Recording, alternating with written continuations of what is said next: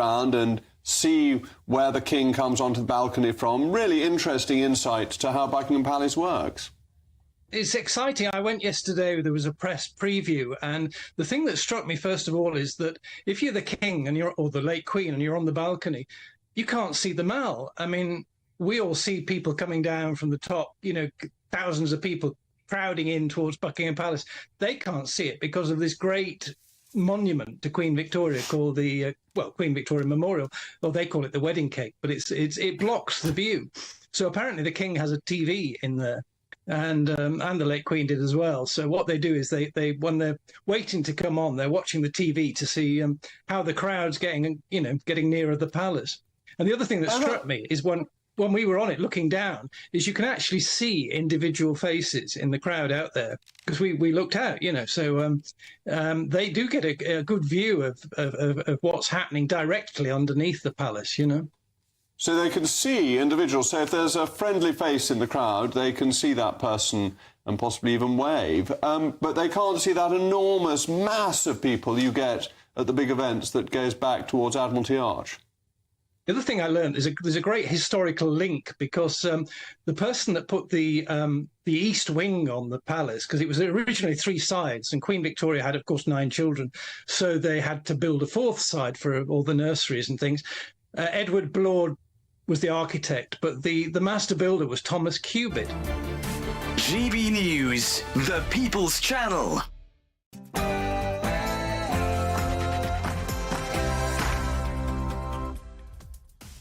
Good morning. It's 9:30 on Tuesday, the 23rd of July. We're live across the United Kingdom. This is Britain's Newsroom with Ben Leo and Miriam Cates, standing in for Andrew Pearce and Bev Turner. Very good morning to you. Hope you're well. Tory leadership race triggered. Rishi Sunak's successor will be announced on November the 2nd, and nominations open tomorrow for the first round of voting.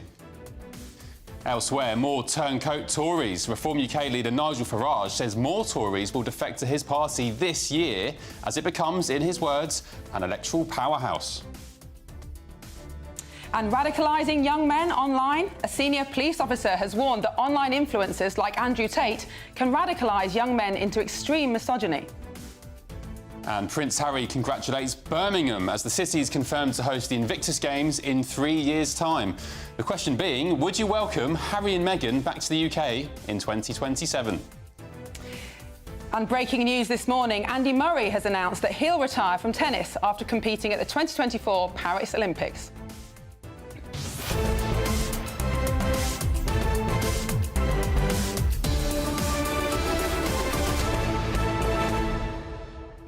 So we'd love to hear what you think. Send your comments by visiting the website gbnews.com/your say. And I know, Ben, that you've got a big comment about Andy Murray. I think you were quite emotional earlier, weren't you? I was. He's my sporting hero. When he won Wimbledon in 2013, he won the Olympics in 2012. I'll admit I cried. I know he gets a lot of stick because he once made a joke about supporting Scotland and wanting England to lose in the football, but he was only joking. He got a lot of stick from the media for that and the British public, but I think he's a great British sporting hero. It'd be great if he could do really, really well in the Olympics as a final hurrah, wouldn't it? One final gold, then bow out. Thank you, Andy. Salute, my friend. Lots to come today, including, of course, the next Tory leader, who's going to be in the running. We've got some former MPs on board to give their picks. But first, here's your news headlines with Sophia Wensler.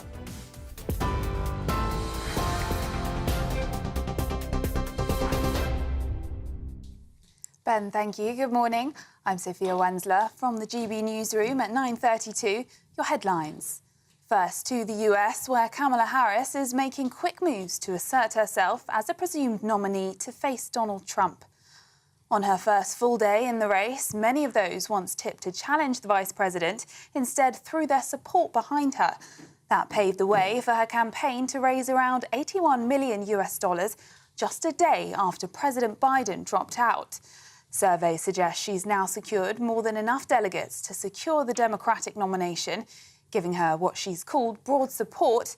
But foreign correspondent Sarah Firth told GB News that Vice President Harris still has to convince the public that she deserves to be on the ticket. There is a lot of people out there who are questioning this decision so late in the day, already feeling let down by the Democratic Party, by the White House and the party around the president. And remember, Kamala Harris was in that inner circle. She's the vice president. So all these questions about why didn't the American public know sooner the state of Biden's health and his ability to run for the next 4 years, why weren't people informed of this? Kamala Harris has a lot of accountability there that she has to answer to as well. Meanwhile, back in the UK, James Cleverly has told GB News that would-be illegal migrants were praying for a Labour government because it would mean the end of the Rwanda plan. James Cleverly accused the government of behaving in an arrogant manner, accusing them of tearing up the Conservatives' migrant plan without informing Rwanda. His comments come as the Tories set out a timeline for confirming a replacement for Rishi Sunak as the party's leader. But Mr Cleverly says for now his focus is elsewhere. Well, I've always believed that you should do the jobs that you need to do in the order that you need to do them. So nominations open tomorrow. So thoughts and activities about the leadership of the party, in my mind, start tomorrow. Today's work is about making sure that I discharge my duty as the Shadow Home Secretary. I'll be at the dispatch box later on today, holding the new Home Secretary to account. Those are the latest GB News headlines for now. I'm Sophia Wensler, more in half an hour. For the very latest GB News direct to your smartphone, sign up to News Alerts by scanning the QR code or go to gbnews.com/alerts.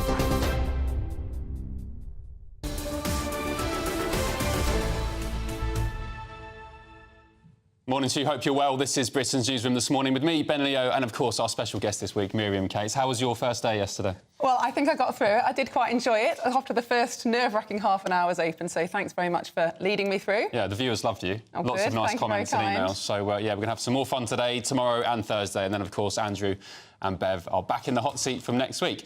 So, lots going on today, including the new Tory party leader will be announced on the 2nd of November, with nominations for the first round of voting open tomorrow.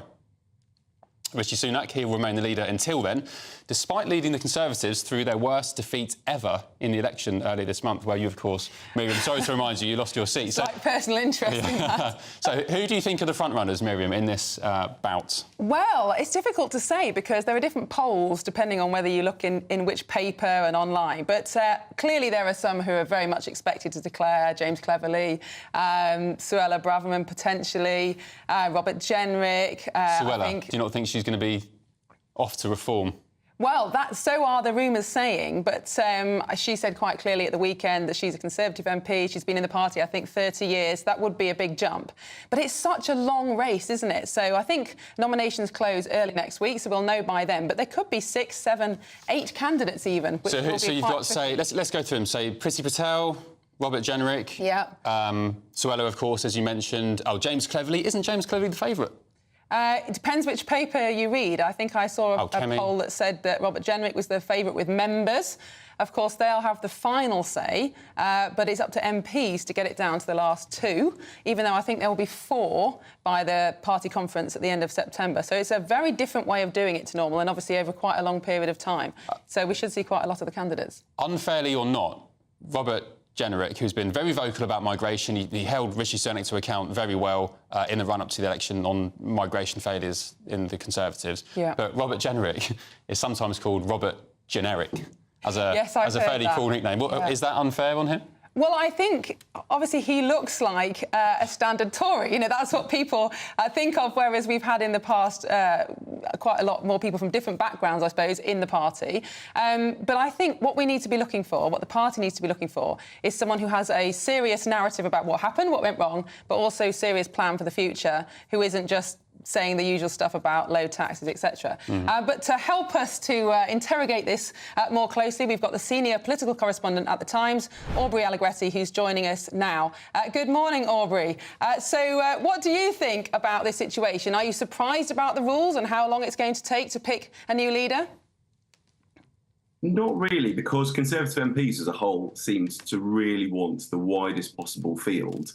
And obviously this will suit candidates who probably have more of an outside chance. So the presumed sort of heir to Rishi Sunak probably would have been Kemi Badenoch. She was certainly the bookies' favourite and is the sort of the person who has been the most wanting to dispel any suggestion that she is kind of waiting in the wings, which has only seemed to really endear her more to Conservative Party members. But now that the contest is going to run all the way to the 2nd of November, and that actually it will take quite a long time for the numbers to be whittled down to the final 2, I think there is more of an outside chance that somebody who is perhaps less well known, who has not been in government and therefore potentially less sort of aware and on the radar of members, actually can sort of squeak through. Do you think any of the frontrunners will fail to get the 10 nominations that are required? Because obviously there are only 121 Conservative MPs left. It's quite a big chunk of the party that you need to get on the ballot paper. Could anybody fail to pass that first hurdle? It does often happen, yeah, that there are people who do try to run. And actually, I think in the last few days, we heard of another new entrant to the race. I think it was Mel Stride who declared that he might like to lead the Conservative Party as well. So it's kind of open season and everybody will feel like they want to go. Some people will want to do it because they think it secures them jobs in the shadow cabinet. And so they sort of need to stay relevant and show an interest in the future of the Conservative Party. And of course, people like, I think Priti Patel last time, she failed to get enough signatures to get on the ballot paper. So it is natural in these sort of leadership contests that there's a big flurry of activity, but actually when it comes to people wanting to put their names down, they tend to start coalescing already around some of the key favourites in the hope that an early endorsement gives them a more senior position afterwards. Well, Aubrey, I think the Daily Telegraph said the other day that Priti Patel was favourite with members on first preference. Talking about defections to Reform UK, I mean, Suella Braverman has been mooted to be doing that in the last week or so. In addition to Suella, could you think of any other names who may be taking the plunge to Reform? I think some of those that would have potentially been the most likely contenders probably actually ended up losing their seats. There were definitely some who were kind of high up on the watch lists of journalists as potential kind of defectors, and certainly there was speculation about them before the election as to whether or not they might sort of do a Lee Anderson decide to defect in the hope that by going to Reform they would have a better chance of saving their seats. But it's probably too early to tell. I think it wouldn't look sort of very good on a politician if they stood on a particular party ticket less than 3 weeks ago and then defected in the aftermath. I think after the leadership election, then things might change. If they say that the sort of the figurehead of the party means that they can no longer sit with them, then that would probably give them enough distance to be able to say that they felt that they were better off with Reform. I think the one concern I'd say of MPs who thought this contest might be going a bit too long is that Nigel Farage is going to, they think, be the sort of de facto figurehead of the right if the Conservative Party doesn't have a sort of new spokesperson. Rishi Sunak obviously sort of standing there as an interim until the 2nd of November. Yeah. I think there was a real concern that by not having a sort of another person to take up the mantle from him, that Nigel Farage is left to just be the voice of the right. OK. Aubrey Allegretti from The Times, thank you very much. Appreciate your time. Interesting, isn't it, with Reform? Because Reform, according to their social media analytics anyway, they are really tapping into that young cohort of voters, 16-year-old plus, who maybe, I'd argue, the Conservatives aren't doing. Because actually, as a Conservative, you want to... I mean, traditionally, you'd go to university or you'd start work at a young age and you'd be a bit left-wing. Yeah. Then you'd buy a home, you'd have a family, then you'd realise that you had something to conserve. Yeah, and you've invested in the future, and so it matters what happens But now that's not happening because there's no homes, there's no kids. Yes, exactly. And as you say, there is not a shortage of people with Conservative views. It's just that people don't feel the Conservative Party represents those views. And I think Aubrey's point was very interesting about if we don't have a Conservative leader before November, will Nigel Farage take over as the spokesman of the right? It's going to be very, very interesting. It is a long time to wait. So also, why are they leaving the leadership contest until after Tory conference? Because surely you want to go into conference with a new leader, new energy and kind of, you know, get everyone buoyed up. But why are they leaving it so late? Well, I think because if you wanted the leader crowned before the conference, it would be a very quick contest and it would be taking place over the summer.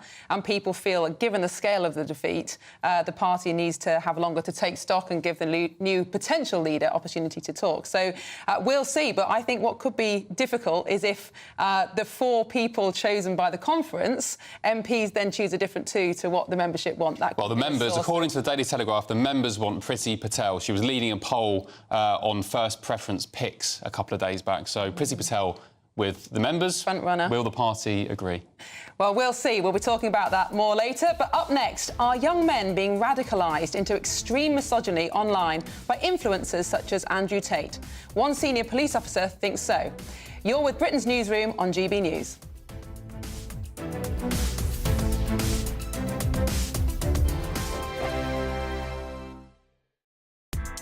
Join me, Nana Akwe, for an informative, interactive news programme with a difference. It's fun. It's true. You're not wrong. No one will be cancelled. Lovely. Join me from 3 p.m. every weekend, only on GB News, Britain's news channel. Nana Akwe, weekends from 3 p.m. Oh no, just when I thought it was safe, here we go round again. The target this time is one of the most recognisable landmarks in London. Standing at 176 feet tall, the Albert Memorial was commissioned by Queen Victoria in 1862 to honour her late husband, Prince Albert, and was built 10 years later, a year and a century before I was born. Now, situated in Hyde Park, the monument depicts a gold statue of the Prince, alongside 4 groups of large statues which represent the 4 continents of the world: Asia, America, Africa and Europe. Now, the statues representing Asia include a woman on an elephant. America is represented by a Native American with a bison. Africa shows a woman riding a camel, and there's a white European woman reading a book to a black African tribesman. Now, the Royal Park's website claims that these statues draw on racial stereotypes. The Royal Parks, who manage parks in London, deemed it as highly offensive because it reflects a Victorian view of the world. Of course, it reflects a Victorian view of the world. It was built in the Victorian era by request of Queen Victoria. Shock, horror. And it only reflects this view, if you even know what that is. Why would this be offensive? Surely you could at least appreciate the fact and the feat of this artwork, which is quite impressive, even now. Daily Mail journalist Robert Hardman went on a tour of those incredible tunnels, and he said it goes on and on like the catacombs until you realise that you're actually going round and round a series of concentric circles. This is a monument in itself to the technical rigour and pride which went into the Victorian engineering. Exactly. GB News, the People's Channel. Join me, Neil Oliver, every Sunday night at 6 p.m. on GB News. And if an hour is not nearly enough for you, go to gbnews.com for special extended episodes online every Friday at 9 p.m, where we can truly get into the nitty-gritty of what's going on. GB News, Britain's news channel.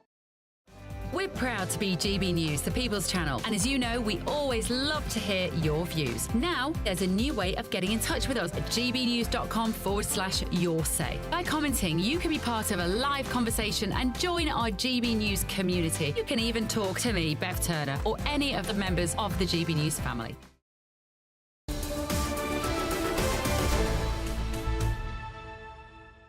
Hello, welcome back. It's 9:46. You're with Ben and Miriam on Britain's Newsroom, only on GB News. Lots of emails coming in on your say, Miriam. Focused on you. I hope you don't mind. Going to embarrass you a bit. Malcolm says, Miriam was very polished for her first go yesterday. She's definitely a natural. Philip said, a very plausible and pleasant presenter. Okay. Beverly said, brilliant news. Miriam was my MP, great spokeswoman for women and children. And Patrick said, great first show, Miriam, but stop looking at Ben rather than the camera.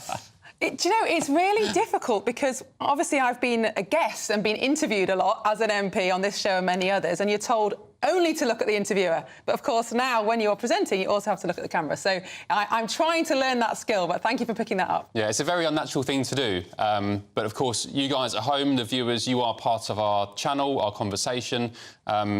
This is the People's Channel, of course. So, yeah, it's a very unnatural thing to do because when you talk to someone, you want to look at them and look them in the eye. Exactly. But yeah, I suppose. I'm all for learning new skills. That's what Keir Starmer wants us to do, isn't it? So maybe we need to think like these Gen Zers who have their heads in their phones all the time, who are just like can't look people in the eye.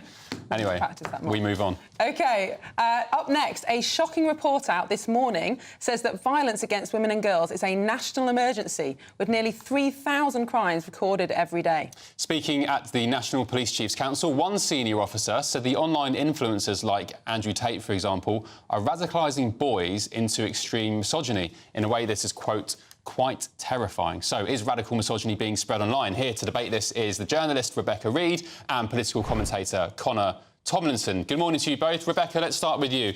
Are people like Andrew Tate causing, a lot of chaos here for violence against women and girls?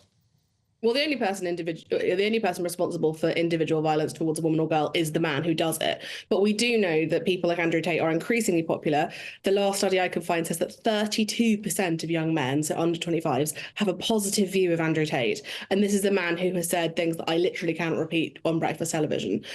So it is really worrying. And I think it speaks to a much wider crisis of masculinity, which comes from two things. Number one, honestly, boys and men not being held to account. But number two, a lack of positive role models. There are so few alternatives to Andrew Tate who aren't horrible, evil men. And men deserve people to look up to. Women get it. Why don't boys?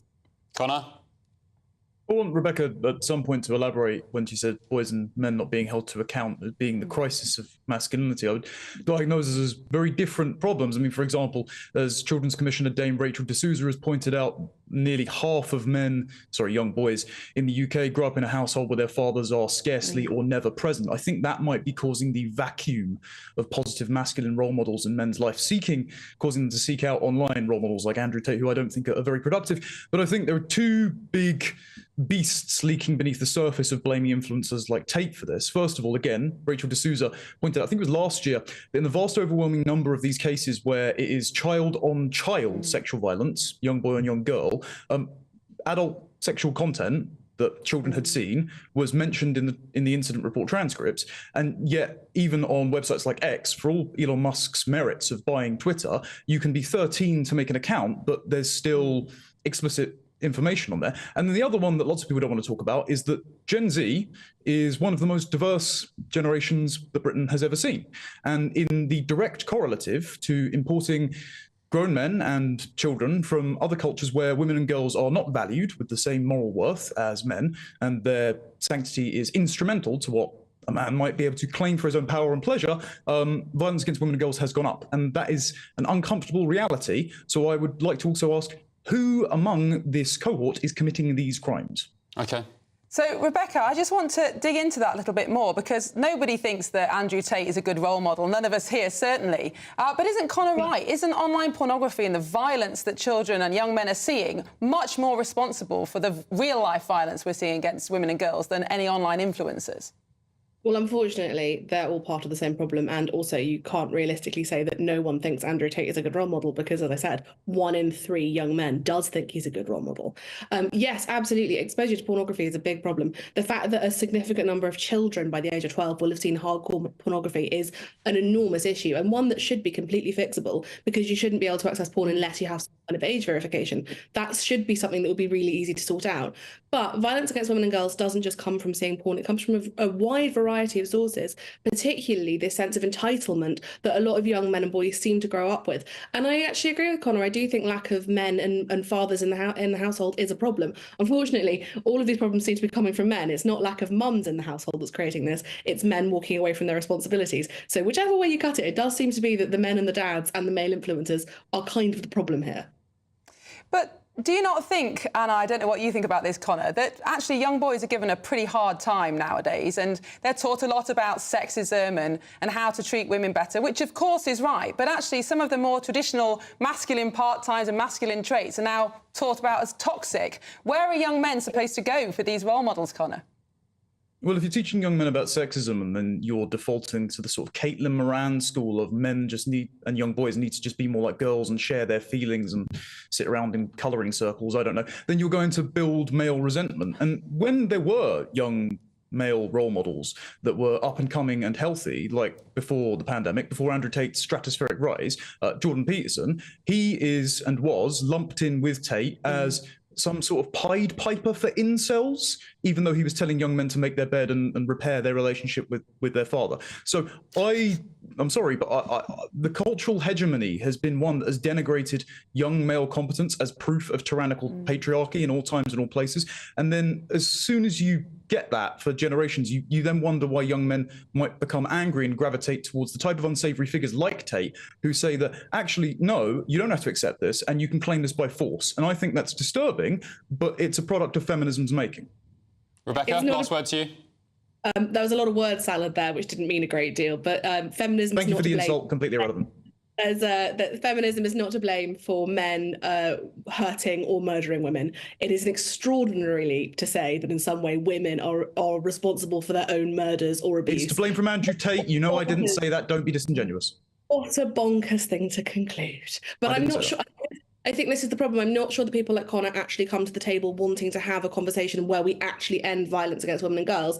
I think they want to get into the weeds of how they've been hurt by feminism. And the great thing is I haven't been hurt by feminism. Don't project. Most men aren't upset by being told that there is a problem with violence towards women and girls. Most men hear that and go, let's fix it, not how am I the victim of that? Why have I been told it's my fault? So the good thing is most men fundamentally are good and do want to change this. Connor, last word to you. 10 seconds, please, if you can. We're running out of time. There was absolutely no need for the projection there. If you had looked at my career history, you'd know I was focusing on this. And note that Rebecca completely dodged my point on immigration because it's inconvenient for the narrative. OK, Rebecca Reid. Immigration, it's just that you called it the most diverse generation when it's a worldwide generation from every different country where immigration is different. So it didn't make any sense. I actually politely left it alone because it wasn't. This report was we've got to go because we're going to crash on air otherwise. Rebecca Reid, Connor Tomlinson, thank you very much. Fascinating debate. Still to come. Are we a nation of scroungers? Find out how many Brits the government thinks are low integrity. Back in a tick. A brighter outlook with Box Solar, sponsors of weather on GB News.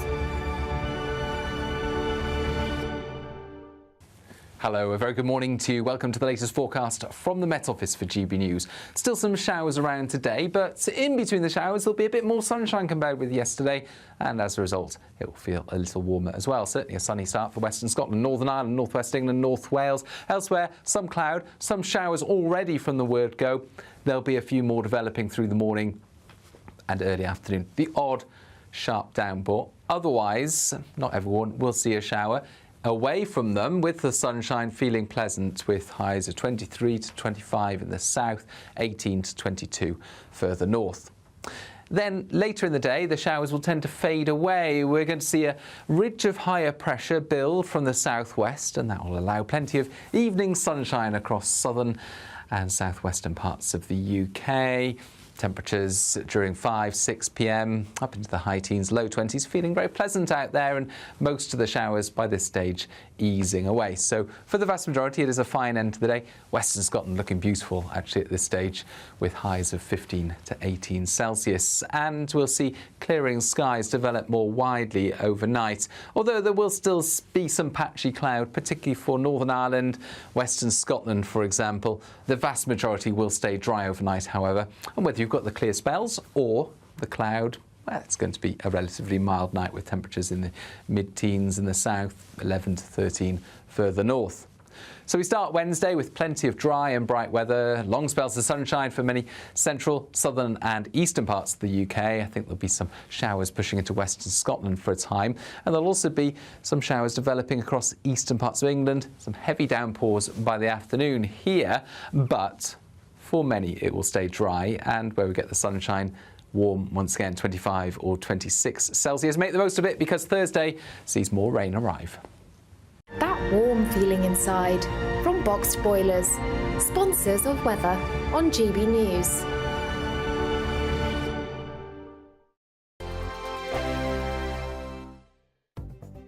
The latest GB News travel. Good morning, I'm Russell Holding. On the M62 in West Yorkshire, there's a lane closed eastbound where someone's broken down between junctions 26 and 27 from Chain Bar to Gilderson, causing queues. In South Yorkshire, the A61 remains closed each way along Barnsley Road at Mapplewell after an accident on Sunday afternoon. In Staffordshire on the A50, the westbound exit to the A5007 at Longton's closed because of a shed load. It's taking half an hour in queues from the Grimby roundabout. Trains have been stopped between Macarneth and Shrewsbury after a vehicle hit a bridge. In the West Midlands, the A41 is closed southbound along Soho Hill into Birmingham at Hockley after an accident. London on the North Circular, it's down to a single lane westbound for repairs just after Bounds Green Road with queues from the A10 at Edmonton. On the M20 in Kent, there's a lane closed eastbound after an accident between junctions 3 and 4 from the M26 to Leybourne, and on the M26 in Kent, it's taking 20 minutes in queues approaching the M25 because of roadworks. You can stay up to date throughout the day by visiting our website, gbnews.com.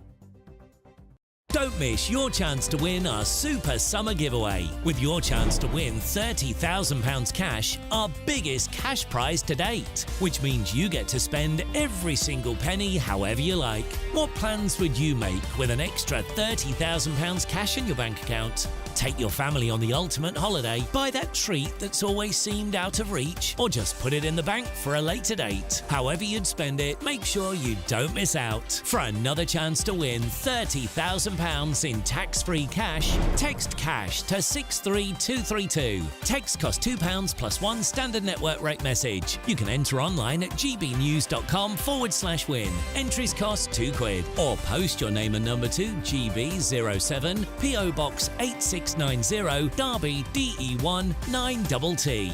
UK only. Entrants must be 18 or over. Lines close at 5 p.m. on the 30th of August. Please check the closing time if listening or watching on demand. Good luck.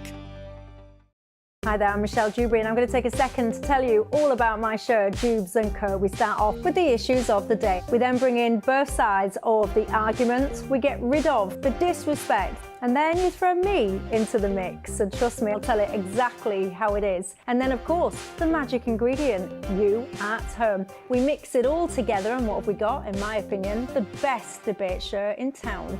Monday to Friday, 6 till 7 on GB News, Britain's news channel. Join me, Camilla Tominey, for a frank and honest discussion with those in power that cuts through the spin and gets to the heart of the issues shaping our nation. You haven't confirmed that you want to stand as leader, but you haven't ruled it out either. This report basically says that he's not fit to stand trial. Is he indecisive? Incompetent? I deliver the dose of reality Westminster needs. That's the Camilla Tominey Show at 9:30 every Sunday on GB News, the People's Channel, Britain's news channel.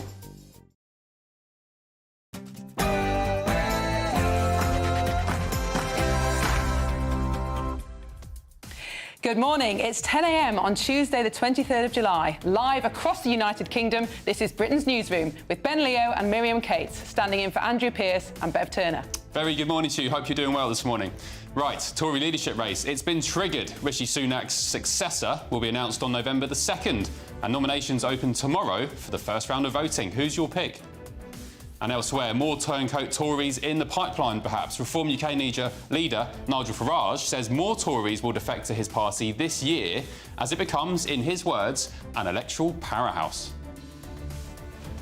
And violence against women emergency. Police say they are overwhelmed as 3,000 crimes against women are reported every day. And are we a nation of scroungers? 1 in 5 Brits are now classed by the government as having, quote, low integrity. And that's up from 1 in 14 just a decade ago.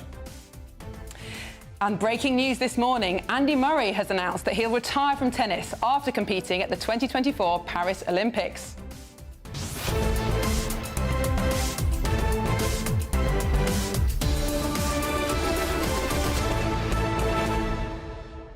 So that last debate with Rebecca Reid and Connor Tomlinson got quite feisty. Unfortunately, we did have to go to the weather, and I take on board your comments on your say, out of our control. However, a very interesting debate. Connor mentioned migration, which Rebecca didn't seem to want to talk about. Do you think there's anything in that? Yes, potentially. I mean, there could be a clash of cultures, certainly. We've certainly seen more immigration from the rest of the world over the last few years than we have previously. But I think the debate around pornography is really important as well. And Connor mentioned that report that the Children's Commissioner did, which showed that the average age of seeing violent porn was 13 years old. That's got to have an effect on young boys and girls and what they think of in terms of normal relationships. It just feels like young kids these days, especially boys, are getting old before their years. 11, 12, 13-year-olds being forced to grow up quickly and become men because they're being exposed to such adult and I'd argue harmful content. And as a dad of 2 young kids, I'm sure you're bored of me telling you, I'm very proud of them, I love them very much, but it is a big worry for parents like me. Anyway, let us know what you think. gbnews.com/your say. Keep the comments coming in, but first, here's your news headlines with Sophia.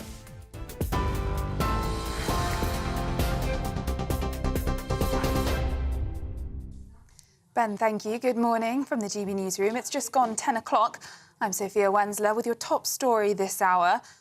First to the US, where Kamala Harris is making quick moves to assert herself as a presumed nominee to face Donald Trump. On her first full day in the race, many of those once tipped to challenge the vice president instead threw their support behind her. That paved the way for her campaign to raise around $81 million just a day after President Biden dropped out.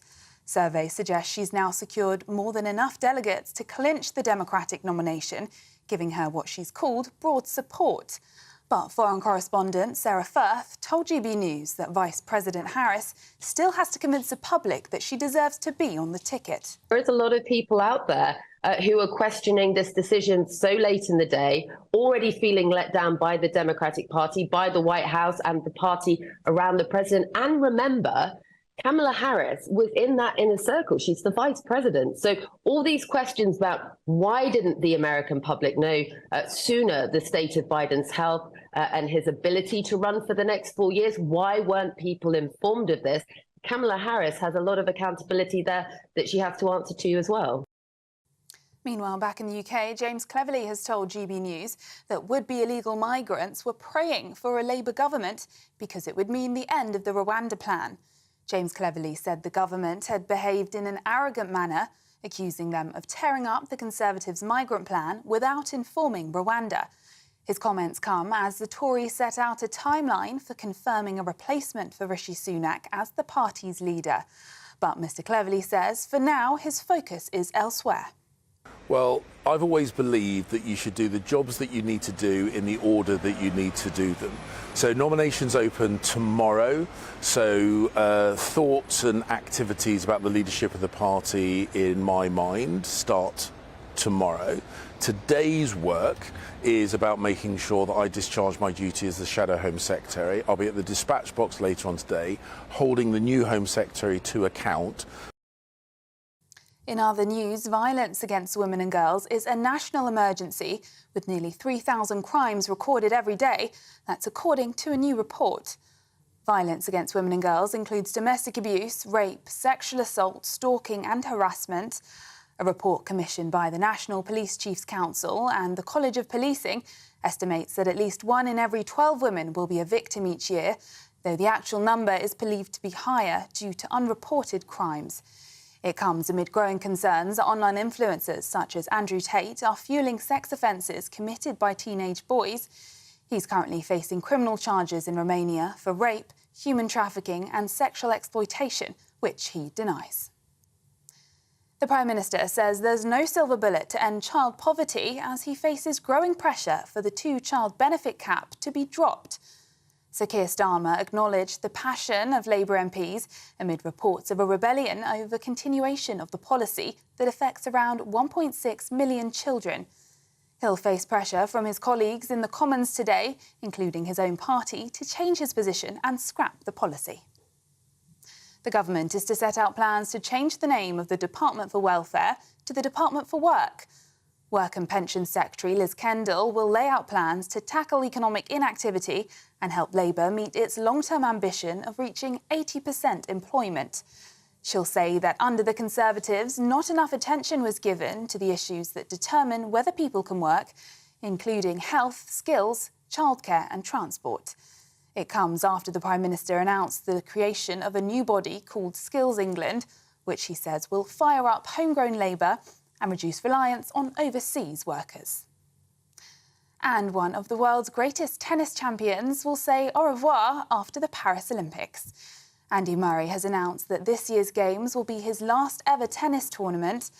Murray was recently denied a Wimbledon farewell in the singles after he had surgery on a spinal cyst just a week before the tournament began. In a post on social media, he said that competing for Team GB has been by far the most memorable weeks of his career, and he's extremely proud to do it one final time. Those are the latest GB News headlines for now. I'm Sophia Wensler, more in half an hour. For the very latest GB News direct to your smartphone, sign up to News Alerts by scanning the QR code or go to gbnews.com/alerts.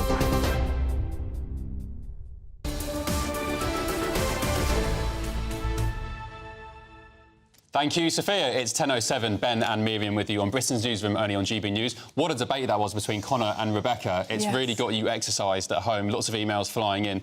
KG in Cumbria, you say, many, many men from other cultures have no respect for women whatsoever and have fetched their ways into Britain. That's a sad fact. So you're basically blaming migration, mass migration, on the rise of violence against women and girls. Other people would blame people like Andrew Tate, online influencers.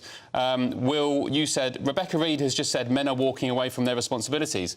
Courts are more likely to grant women child custody. Maybe this is true in her case, but not every man wants to leave their children. And Richard said, I'm fed up with feminism myself. It's always the man's fault, and whatever women do, they have no responsibility. There does seem to be a big tendency to blame boys and men for an awful lot of problems in society. And, of course, people need to take responsibility. But as a mother of boys also, I do find this very hard. And what are boys supposed to be for? What are supposed to be their good points now? It's very difficult. Really interesting email from Pete.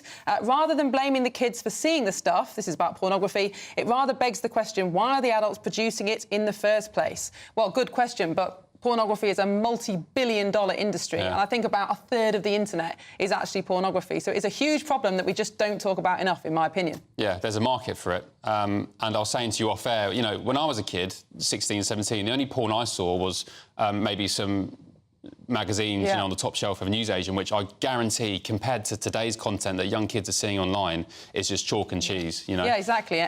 But the content now is overwhelmingly violent, and kids are seeing it younger and younger. And, of course, it impacts children's perceptions of the world and what normal relationships are. One thing we do differ on is Andrew Tate. Do you think he's getting more extreme? I think he's just a bit of a clown, bit of an idiot. I find him quite funny sometimes, actually, but I haven't seen anything he said which has particularly got me thinking, oh my God, that's awful. I think he says a lot of things tongue-in-cheek. Well, I can't admit to being a regular watcher of Andrew Tate, so a lot of what I know about him I have picked up from the media, who aren't particularly well disposed to him, of course, but I think some of his links with potentially sexual violence are very worrying. But the point is, if boys had good role models, if they weren't watching a lot of pornography, if they were given respect and things like that in the classroom and society, they probably wouldn't be needing to watch Andrew Tate. So I think the whole society has got some questions to answer, hasn't it? Yeah, I guess he's the sticking plaster to a problem that's been brewing for a long time. Yeah.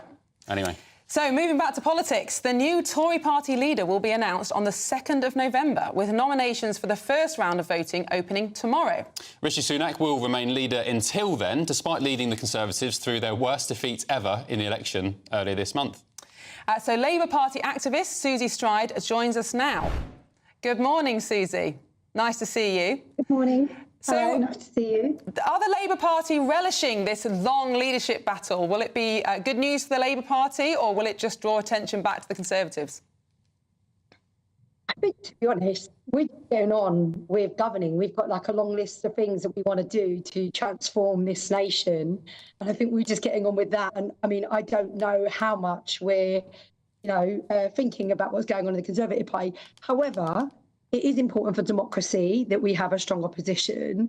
And so, obviously we do care that that is a good process. We care that it goes well, and we care that, someone good is picked. When I was reading about the candidate, obviously for me, I would favour someone that's a bit more moderate. And having met James Cleverly, I would favour James Cleverly, but, I don't get a vote. It's been argued, I guess, Susie, that the Conservative Party is full of moderates and even wets, and that's been their problem. Is the truth and actual fact that Labour have their eye maybe more on reform over the next 5 years than the Conservative Party?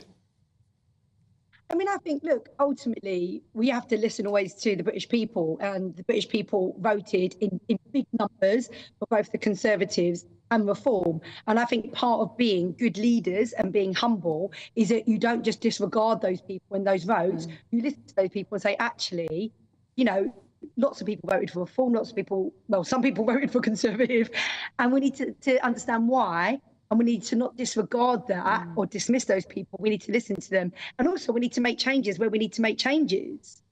So which of the potential leaders do you think Keir Starmer would least like to face across the dispatch box at Prime Minister's Question Time? Who would he fear the most?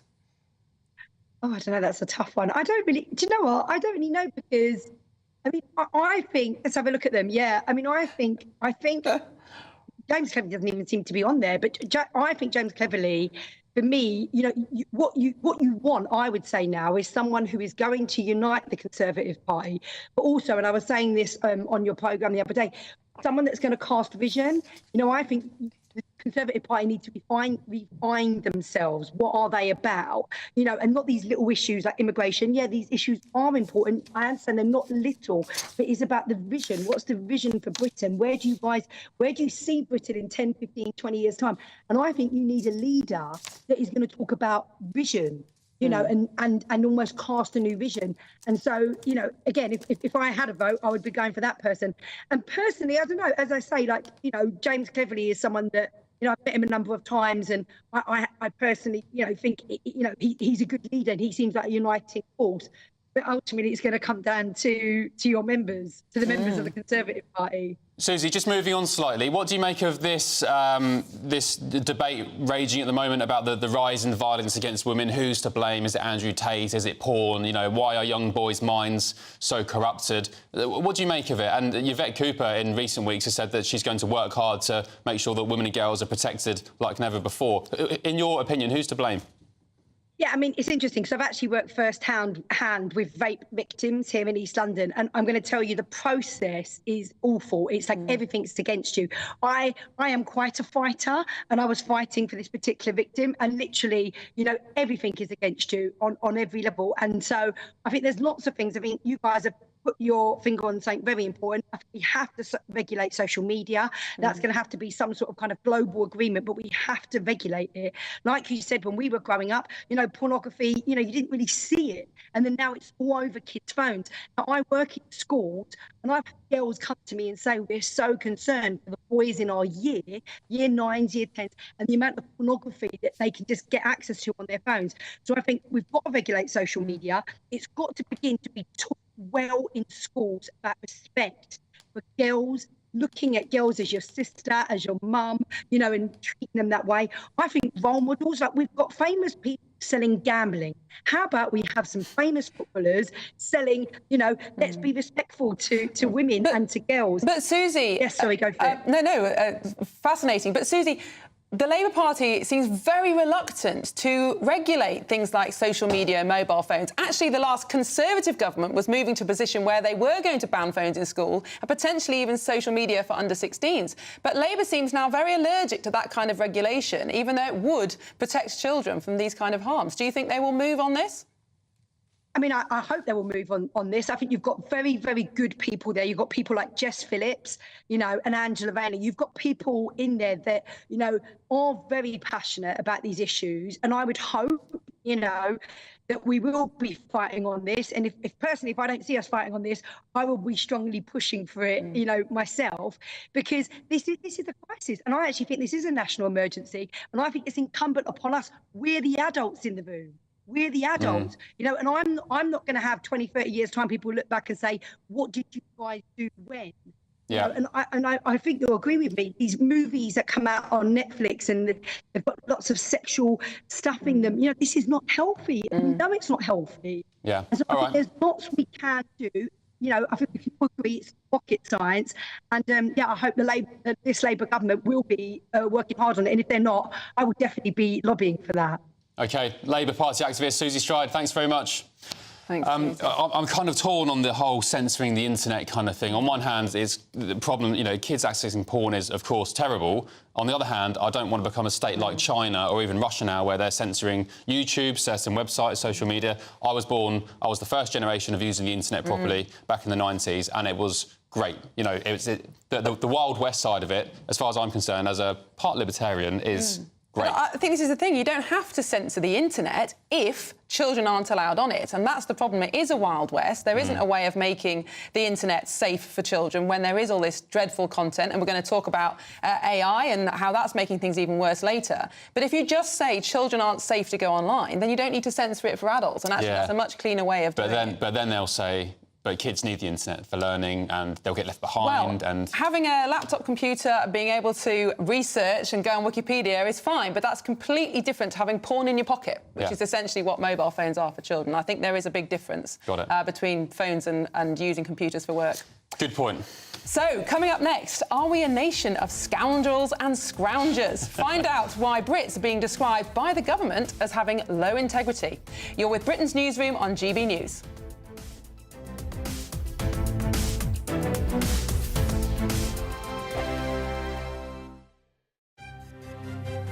GB News Breakfast, every day from 6 a.m.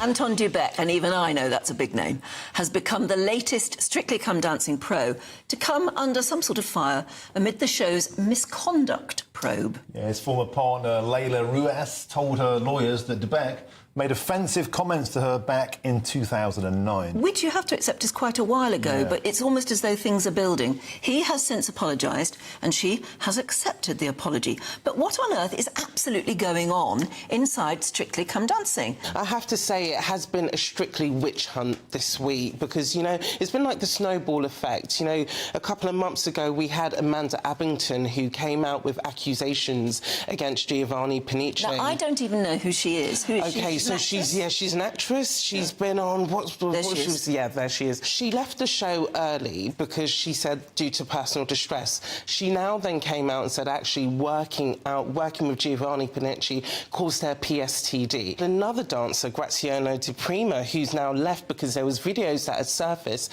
that apparently he was physically abusive towards his partner Zara McDermott, who this week actually came up with her side of the story and said that actually during training sessions she was kicked by him and physically abused by him. So he's now left the show. Is this a case of celebrities being snowflakes, or is there something in this? Is this something more sinister? It's, you know, Martin, there's always two sides to the story, and the dancers are coming from that point of view where they say it's because we want to win. But when you're a celebrity who might not have much dancing experience, you think about the glitz and the glamour of Strictly, but what we're hearing now is a lot of celebrities over the years have said, I've been left with PSTD. I was physically abused when I was on Strictly, verbally abused. And so now we're getting all the other sides to what actually celebrities are saying they're experiencing. The People's Channel.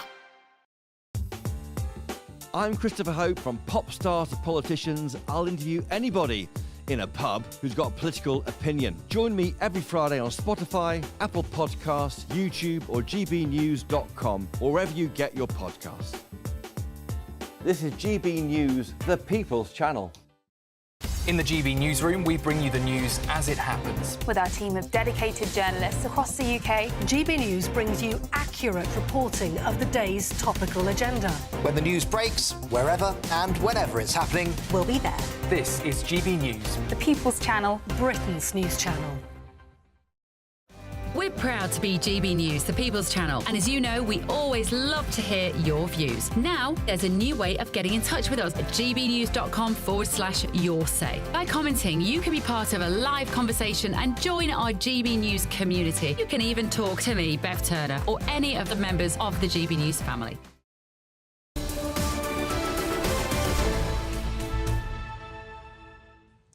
Good morning. It's 10:20. This is Britain's Newsroom with Ben Leo and Miriam Cates, standing in for Andrew Pearce and Bev Turner. Morning to you. Hope you're well. We're also joined by GB News senior political commentator Nigel Nelson and the businessman and Brexiteer Ben Habib in the studio to go through all of the day's top stories. Ben, let's start with you because you have written... is it in the Daily Telegraph? Oh, it was in the Express. The Express. A rather scathing attack on your old friends, Miriam. The end of the Tories. Yeah, not my first attack. You said, when I joined Reform UK, I declared my aim was to obliterate the Conservative Party. Yeah. I was not being vindictive, I was being sensible. Yeah, so the Conservative Party, by its name and by its nature, portrays itself, and I hope Miriam won't contradict me on this, as a party that stands for conservative values, for the union of Great Britain and Northern Ireland, for the democratic unit that is the United Kingdom, the promotion of national interests and so on. And actually, that's not what it is in practice. The Conservative Party has been hijacked by what I would call, for want of a better word, globalism, which is the case with the Labour Party too. You know, we refer often to the Labour Party as left and the Conservatives as centre-right or right-wing, but that's that is a misclassification. Actually, what you've got in Parliament at the moment are two bodies of people that largely believe in the globalist agenda. And what I mean by that is predominantly pro-EU, pro-governance through supranational institutions, such as the UN, the EU, WHO, handing over pandemic management to the WHO, and also, frankly, an outright attack on what I would regard as British democracy. So the creation of so-called independent bodies. Blair kicked off this project, you know, giving, for example, the Bank of England its independence to start with, then giving Ofcom undue powers, in my view, to govern media. The Electoral Commission was created. The Office of Budget Responsibility was created, without which chancellors can't move forward. And so what you've got, effectively, is two parties that govern in a very similar way, in a fundamentally anti-British way, if you don't mind me saying so. And the vote for Brexit was a vote to get rid of all of that. And, you know, sorry, No, I think a lot of viewers would agree with that. And the fact that the Conservative Party didn't roll back any of Blair's reforms, the fact that the Labour Party didn't oppose lockdowns or any of the COVID policies kind of confirms what you're saying is true. Yeah. But I suppose my question to you is, how can reform be different? And under a two-party system, essentially, with first past the post, can you actually break through and start to represent those voters in a meaningful way? Yeah, so on the second point first, we have broken through. You know, for months, when I was campaigning, when I joined Reform UK, we were polling at 6%. When the general election kicked off, we were polling at 16%. And all the way until that point, people kept telling me, you're not going to win seats. You're just a spoiler. You're just a spoiler party. And I kept saying we would. And we did. We got 5 seats, which actually, from a political perspective, under first past the post, is seismic. But we came second in 98 seats to Labour. And that's also quite interesting. You know, it's Labour whose heels we're licking at. And it's because people in this country, Labour voters in this country, are small C Conservatives. They believe in the United Kingdom. And so I think under first past the post, Reform UK will cut through. OK, Nigel Nelson, Uni Party, same people, different colours, same agenda, behest to all the same globalist organisations. That's where the voters are. I mean, the whole thing is that the whole point about Britain is it tends to be moderate, it's centrist. We haven't had revolutions in the past because of that.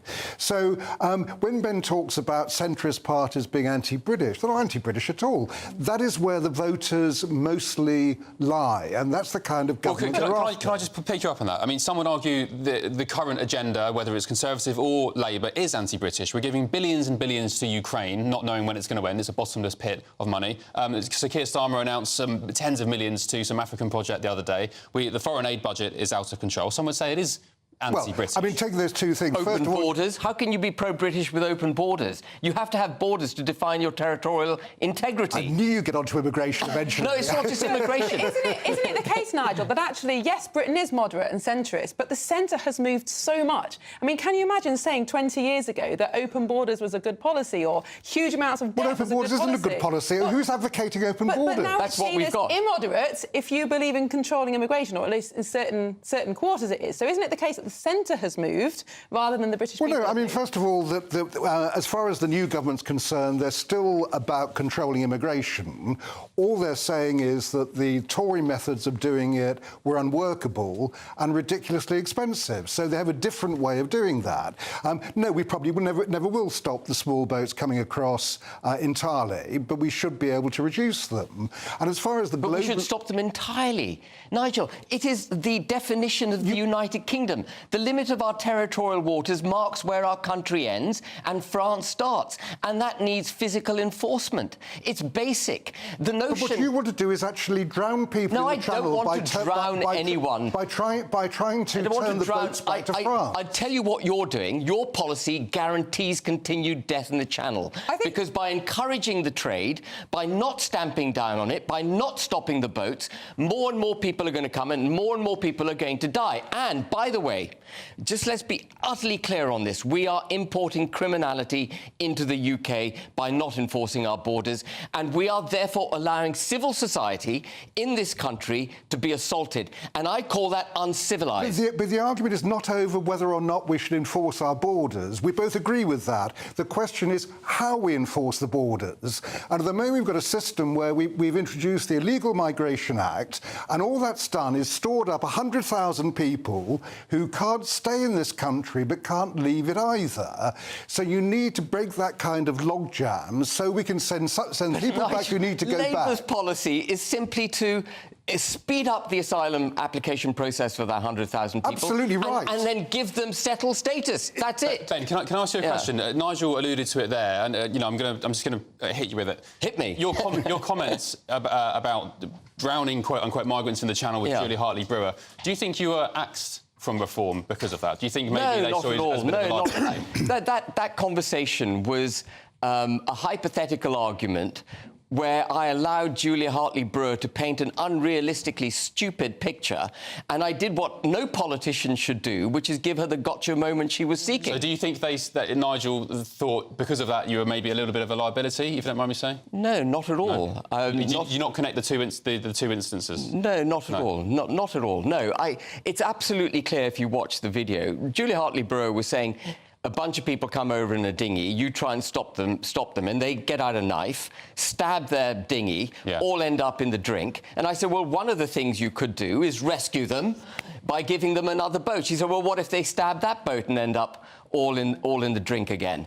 And actually, at that point, I should have stopped her and said, stop talking rubbish. These people are not suicidal. But Ben, I saw that interview, and what you did say was that it's their responsibility. If they end up drowning in the Channel, they're the ones who have taken the responsibility to make the crossing. But that's in the true, first isn't place. it? Most people would agree with that. Certainly. If you're going to risk your life crossing the busiest shipping lane in the world. You're absolutely right. They're taking their lives in their hands to cross the Channel. But the point she was trying to make... But you were talking about sending them back to France. The point she was trying to make was that there's no mechanism by which you can physically stop them in the Channel. And that point is fundamentally flawed. The Belgians do it. They have reduced illegal launches of dinghies from their shores by 92% by having a force dedicated to physically intercepting dinghies and requiring people to go back to Belgium. I think we should probably move on to a news story. This is supposed to be the news review. Andy Murray's going to retire after the Olympics. What do you think to that, Ben? Well, I mean, everyone's had their day, haven't they? And he's had a fantastic career. He's played some superb tennis.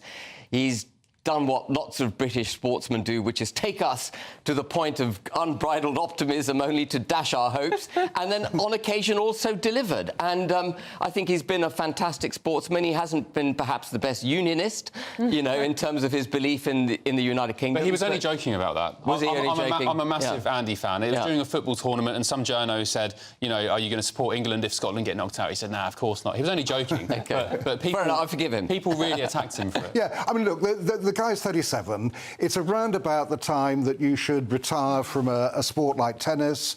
I can understand him doing so. It's a great pity he didn't get the chance to play that last doubles tournament at Wimbledon. But at least he's going on to the Olympics. After that, I think it's absolutely right. He should put his feet up.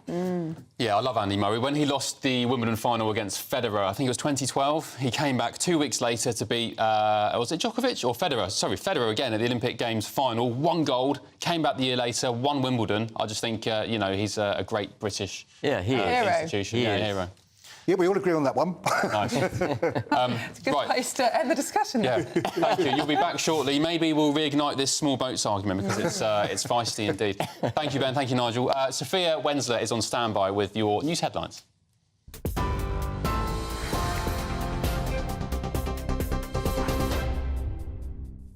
Ben, thank you. Good morning. It's 10:30. I'm Sophia Wensler in the GB Newsroom. First, to the US, where Kamala Harris is making quick moves to assert herself as the presumed nominee to face Donald Trump.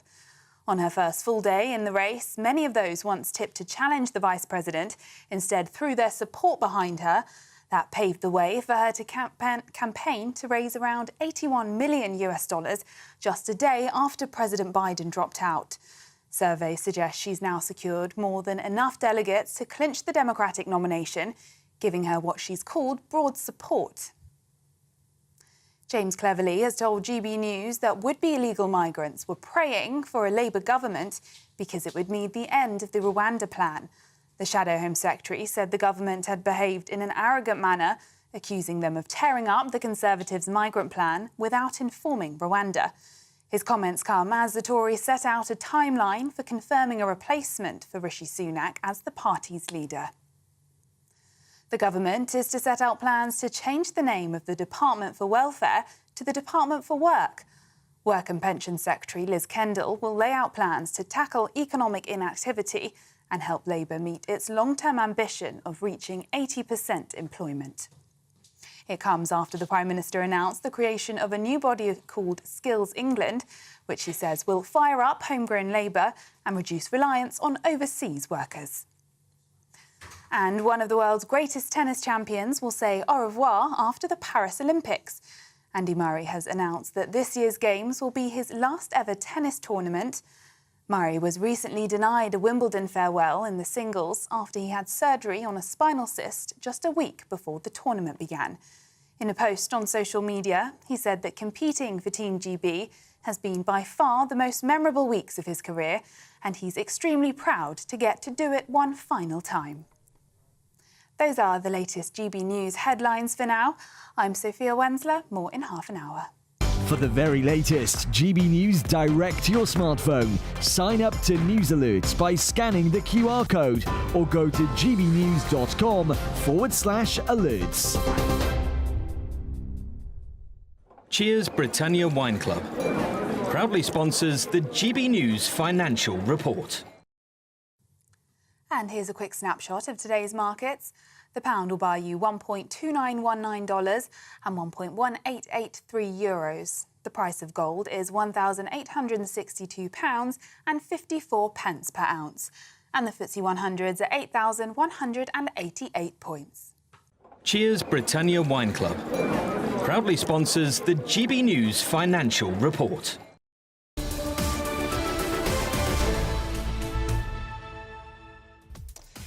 Up next, we'll be talking about how you can keep you and your children safe online from deep fakes and AI on social media. This is Britain's Newsroom on GB News.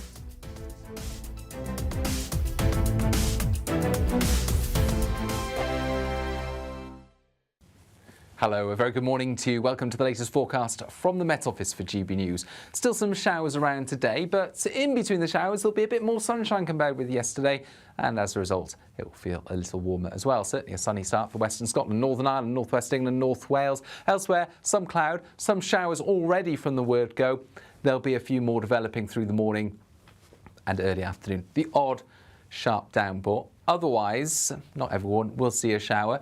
Away from them, with the sunshine feeling pleasant, with highs of 23 to 25 in the south, 18 to 22 further north.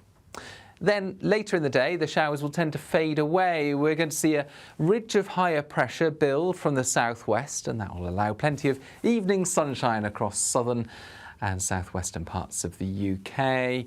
Temperatures during 5-6 p.m. up into the high teens, low 20s, feeling very pleasant out there, and most of the showers by this stage easing away. So for the vast majority, it is a fine end to the day. Western Scotland looking beautiful actually at this stage, with highs of 15 to 18 Celsius. And we'll see clearing skies develop more widely overnight, although there will still be some patchy cloud, particularly for Northern Ireland, Western Scotland, for example. The vast majority will stay dry overnight, however, and whether you've got the clear spells or the cloud, well, it's going to be a relatively mild night with temperatures in the mid-teens in the south, 11 to 13 further north. So we start Wednesday with plenty of dry and bright weather, long spells of sunshine for many central, southern and eastern parts of the UK. I think there'll be some showers pushing into Western Scotland for a time, and there'll also be some showers developing across eastern parts of England, some heavy downpours by the afternoon here, but for many it will stay dry, and where we get the sunshine, warm once again, 25 or 26 Celsius. Make the most of it, because Thursday sees more rain arrive. The latest GB News travel. Good morning, I'm Russell Holding. On the M62 in West Yorkshire, there's a lane closed eastbound where someone's broken down between junctions 26 and 27 from Chainbar to Gilderson, causing queues. In South Yorkshire, the A61 remains closed along Barnsley Road at Maplewell after an accident on Sunday afternoon. The M53 on Merseyside is partly blocked southbound by an accident between junctions 4 and 5 from Bebbington to Eastham, causing queues. Trains have been stopped between Mcunliffe and Shrewsbury after a vehicle hit a bridge. In the West Midlands, the A41 is closed southbound along Soho Hill into Birmingham at Hockley after after an accident. In London, on the North Circular, the inside lanes closed westbound, where a van's broken down just before the Kenninghall interchange with queues from Chingford, and it's down to a single lane westbound for repairs just after Bounds Green Road with queues from the A10 at Edmonton. And on the M26 in Kent, it's taking a quarter of an hour in westbound queues approaching the M25 because of roadworks. You can stay up to date throughout the day by visiting our website, gbnews.com.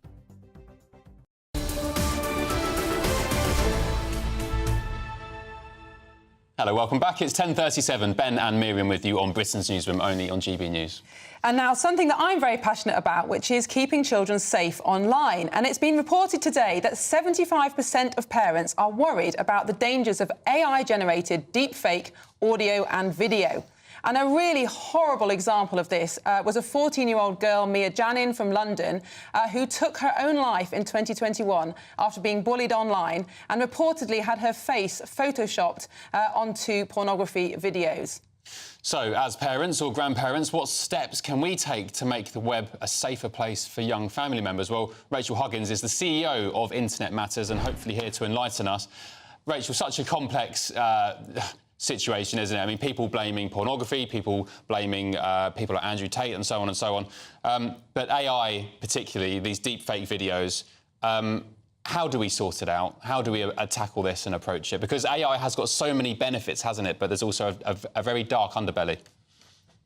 Absolutely, and it's the same for most of the internet, as you've been talking about earlier. There are lots of benefits for children being online, but there are so many different harms they can come across. And parents are understandably hearing lots in the media about AI, and they're rightly concerned about this new and emerging technology. So, yes, you said in our research, 75% of them saying they're worried about the dangers of AI-generated deepfakes, for example. And that's just one of the different online harms that children can face. You know, they might be more likely to experience cyberbullying, online hate, seeing inappropriate content, and strangers contacting them. And whilst they're concerned about these issues, our survey says that only about half of them know about updating privacy settings on social media, and only 4 in 10 are having regular conversations with their children about online safety. So this is why we're working with Virgin Media O2 to help empower parents to have more confident and positive conversations with their children about online safety, and to help them understand the tools and safety controls they can use to help keep their children safe. So this campaign, called Find the Right Words, coincides with the summer holidays when children are more likely to be online and could be more exposed to those online harms. So with Virgin Media O2 and other charities like Action for Children and the Good Things Foundation, we've created some new free guides that parents and carers and guardians can access to help them talk about online safety with their children, because that's a big step that a lot of parents aren't actually taking, and to help them learn about the tools and controls available to navigate the online world safely. Sorry to interject. For people who don't know what we're talking about back home, and I'm sure there's a handful, what are deepfake videos? What are we talking about? So deepfake videos are essentially videos where a person's face has been sort of superimposed onto a pre-existing piece of content. So it could be the big thing that parents are worried about is kind of nudification. So actually creating sexual images of children that aren't actually of those children. They've just had their faces superimposed on them. And then those images being shared and being used to bully children. And that example that you gave there with that kind of terrible example of a girl who took her own life as a result of the bullying that happened and the impact that had on her and her family. So it's that sense of not being in control. So, you know, we talk to children about not creating images of themselves, but this is the point where they're not in control of that. Images are being created without their knowledge. And with their faces on bodies that aren't their own. But isn't this the difficulty, that we can talk to children about online safety and parents can use controls on the phones and the internet, but actually this stuff is way beyond our control? And we were just looking at some funny videos this morning of Gareth Southgate and things like that. It's so easy to use AI and make it look real, and in some senses that could be funny or harmless, but when it comes to children and not being able to distinguish what's real or not, is there any safe way of children using the internet like this? Well, obviously, we have to have those conversations. You say there are things that parents can do, but our research shows that a lot of parents aren't actually doing them. So kind of making sure those conversations are being had, using the guides that we've created at findtherightwords.uk can really help. But, you know, parents and carers shouldn't bear the burden of children staying safe online all by themselves. You know, we're absolutely passionate about the fact that tech companies need to do more to make their platforms safer by design and enforce minimum age limits. that needs to be supported by effective and robust regulation. So we've just had the Online Safety Act, and we can, see how that progresses with the new government and Ofcom creating those codes of practice for those tech companies, and better support for schools and parents to educate children about these issues. So I think there's lots of conversations that aren't yet happening, and that needs to go hand in hand with tech companies doing more and effective regulation. Yeah, Rachel, I've got a bit of a problem with exporting the responsibility to tech companies and so on, and the government, please hold our hand and help us look after our kids. I think parents primarily, and I speak as one, just need to make sure they're doing a proper job and parenting properly and bringing their kids up right. I mean, absolutely. We are the first port of call, and, we want our children to know that they can come to us if they do see something that is uncomfortable or kind of makes them feel kind of bad or, really, really worrying and is causing them distress. So absolutely, and this is what this campaign is all about, is giving parents those tools to know what they can do to support their children online, and have those right conversations, and continue to have them. So it shouldn't be just one and done. We need to keep it going and checking in with children to make sure they know they know kind of how to look after themselves online, and to think critically. OK, Rachel Huggins, thank you very much. You're the CEO, co-CEO rather, of Internet Matters. Thank you. Am I being too simplistic there? Just saying, just make sure your kids aren't sitting on the sofa scrolling with you not knowing what they're looking at, surely? I think you are being too simplistic, sadly, Ben, because I think the analogy is, imagine if there was no regulation of drugs or alcohol and children could go out there and buy drugs and alcohol, they could be given drugs or alcohol and it'd be completely legal and parents would have no help. Would you send your child out knowing that they were going to resist the temptation? Of course not. The stuff on the internet is as addictive as drugs and alcohol and as harmful. And I think, yes, of course, parents have a role in educating, but actually we wouldn't allow this kind of material if it was drugs or alcohol. Why are we allowing children to view it, even in a supposed safe way? And I think that's the problem we've got here. And as we were saying earlier, it's actually a lot easier to just say the internet isn't safe for children to look at unobserved. That's much easier than trying to crack down on this, then crack down on this, then AI takes over and you've got another problem on your hands. Do you not agree, though, there is maybe a cohort of parents who just, maybe because they're busy or maybe because they're just not good parents, they dump their kids in front of tech and let them get on with it? I mean, I know a few who do that. Yes, of course, and there's no excuse for that. But I think most people think that the government has a role, at least, in standing up to these enormous vested interests, like big tobacco, for example, and big tech and big porn. And actually, parents can't stand up to those vested interests on their own. We need legislation and regulation to help. OK, I just get concerned as a part libertarian that I don't want to infringe on civil liberties and become like China, where we're blocking websites and social media. Anyway, fascinating debate. Up next, inflation-busting pay rises for teachers and NHS workers. Where on earth, Miriam, is Labour going to get all the money from? This is Britain's Newsroom, live across the United Kingdom on GB News. Back in a tick.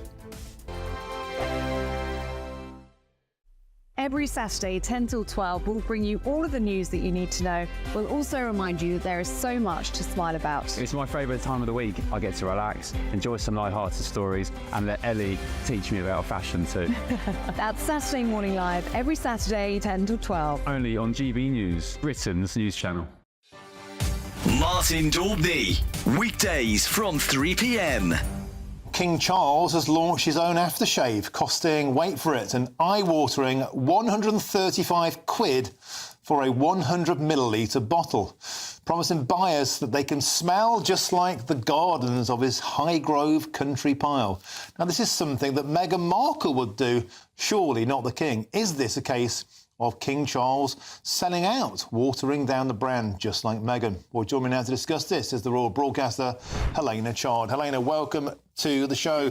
Martin, often on the hi. show, we've had a pop at Meghan Markle, the Sussexers, for selling out, for flogging strawberry jam, and now the King is flogging Pong. Is this really the right royal thing to do? Do you know what? So the joy of luxury Highgrove splash, at the end of the day, Highgrove is such a special place, and the Highgrove shop sells amazing things on there. And as we know, the profit actually goes towards charity. So it's the King's Foundation, which was formed in 1986. Profits go towards educational and training, and it's all to do with this sort of sustainable world. But not to forget as well the charitable aspect and the whole ethos of the King's Foundation, and that's so, so important. This is not just something that's going up on the website and just being sold purely to go into someone's pocket. So I think, all in all, I think everyone should have a look at the Highgrove website and see what's on for sale. I mean, there are lots of really lovely, I think, pretty fairly priced products. And even more so, go and see the gardens. As we know, King Charles is a keen environmentalist, and the gardens are fabulous.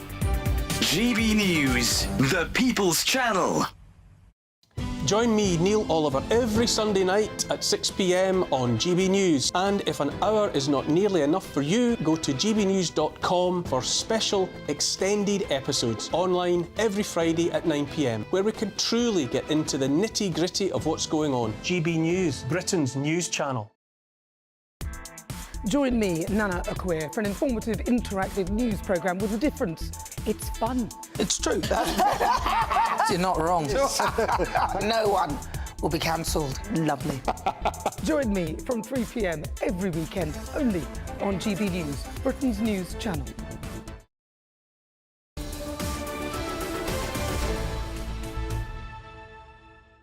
Welcome back. It's 10:47. Ben and Miriam with you on Britain's Newsroom, only on GB News. And the Prime Minister looks set to give above-inflation pay rises to teachers and nurses. And this is despite warnings that the move may need to be funded by, surprise, surprise, extra taxes or borrowing. The independent pay review bodies that represent teachers and NHS workers recommend pay rises of around 5.5%, which is in line with pay rises in the private sector. But is it affordable? So the journalist and author Ros Clark joins us now. He's written a fascinating piece in The Spectator about the options available to Rachel Reeves. So welcome, Ros. Great to see you. What do you think Rachel Reeves will do? Well, she has hinted that she will accept these recommendations from pay review bodies, which would give pay rises of 5.5% to nurses, teachers, other public sector workers. Now, that's 3.5% above the current inflation rate. Now, the trouble is, Labour has not budgeted for this in the fully costed manifesto it hit us with in the general election campaign. It made no mention of above inflation pay rises for public sector workers. It has not been costed. So if Labour does go on to grant these pay rises, well, it's going to be in need of more revenue, either from tax rises, which it promised it wouldn't land on us, or extra borrowing. And, it seems that Rachel Reeves's promise of fiscal responsibility has already gone out the window less than a month into the new government. And what would be the long-term impacts to the economy and to individual households of more borrowing, especially this earlier in the Parliament? Well, more borrowing means higher inflation, higher interest rates, and, which in turn suppresses economic growth. And, I think there's a fundamental question to be asked about these pay review bodies, because, these were set up with the intention that it would sort of be, they'd be sort of independent bodies, and therefore, they'd sort of act as intermediaries between the government and the public sector unions. But they've evolved into really what are advocates of those public sector unions. And you read the report on the teachers' pay, for example, which recommended 5.5% increase. It's really just making the case that the unions are trying to make. It sort of mentions, the teachers fallen behind private sector workers, but then it mentions nothing about the more favourable pension arrangements, which teachers and other public sector workers enjoy. It makes no mention of the fact that private sector workers were had to put up with pay reductions during the pandemic, for example. And it makes no mention of the sort of wider economic fiscal background, which means, the government's already piled high with debt, and the capacity for further borrowing is extremely limited. Ross, Rachel Reeves has said on this, she says there's a cost to not settling, a cost of further industrial action, a cost in terms of the challenge that we face in recruiting, retaining doctors and nurses and teachers. We'll do it in a proper way. We'll make sure the sums add up. Do you not trust her? Well, let's take this point of the recruitment problems. Obviously, public sector needs to recruit workers and it needs to pay certain wages to recruit them. But you look at the pay review body report for teachers, for example, it just accepts the teaching unions' demand that there is one overarching pay agreement for every teacher in the country, whereas the shortages of teachers are in particular areas and in particular subjects. Now, logically, if you want to, the labour market to work properly, you say, well, we will offer higher wages in those parts of the country and those subjects where we have a shortage. We won't just increase every teacher's pay because that's just an unnecessary cost. But the pay review body has just refused essentially to consider the case for variated pay rises according to subject and location. So what you're saying is that the pay review bodies, there's no cost to them in recommending higher wages because they don't have to pay the cost, whereas the government, who is paying the cost, or rather the taxpayer, should be making those decisions. So who set up these pay review bodies and what was the purpose? To take the decisions away from politicians? Well, they're obviously set up by government, but, like so much of government these days, one of the purposes of setting them up was to sort of try to protect ministers from having to make unpopular decisions. And, if ministers could shelter behind pay review bodies, then they felt they'd be less exposed to the sort of unions. But, and that depends on pay review bodies taking into account both sides of the argument. And if the pay review bodies are taking more notice of the unions than they're taking of the government, the treasury, and the needs of balance of public finances, well, then you've got a big problem. And this should be a political decision. Pay rises in the public sector. It needs to be made by ministers who make the decision across the board, not just recommendations of these sort of advocates of the unions. OK, Ross Clark, thank you very much. Appreciate your time. Interesting debate, isn't it? It is. I do think it's a problem having so many decisions made not by ministers who are accountable, because then when things go wrong, the public want to blame politicians, but actually the decision hasn't been made by politicians. So, let's see. OK, lots more still to come on the show, including, if you haven't seen it, this extraordinary clip from Elon Musk, SpaceX, Tesla, talking about how his son turned trans, he's got a trans son, and he was, quote, tricked into taking puberty blockers. And he says that this war on woke, and the woke mind virus, he calls it, was triggered because of that. We've got a really fascinating clip to show you. Also, long-distance runner Paula Radcliffe is here to talk about the Olympics, which kicks off this week. Back in a tick.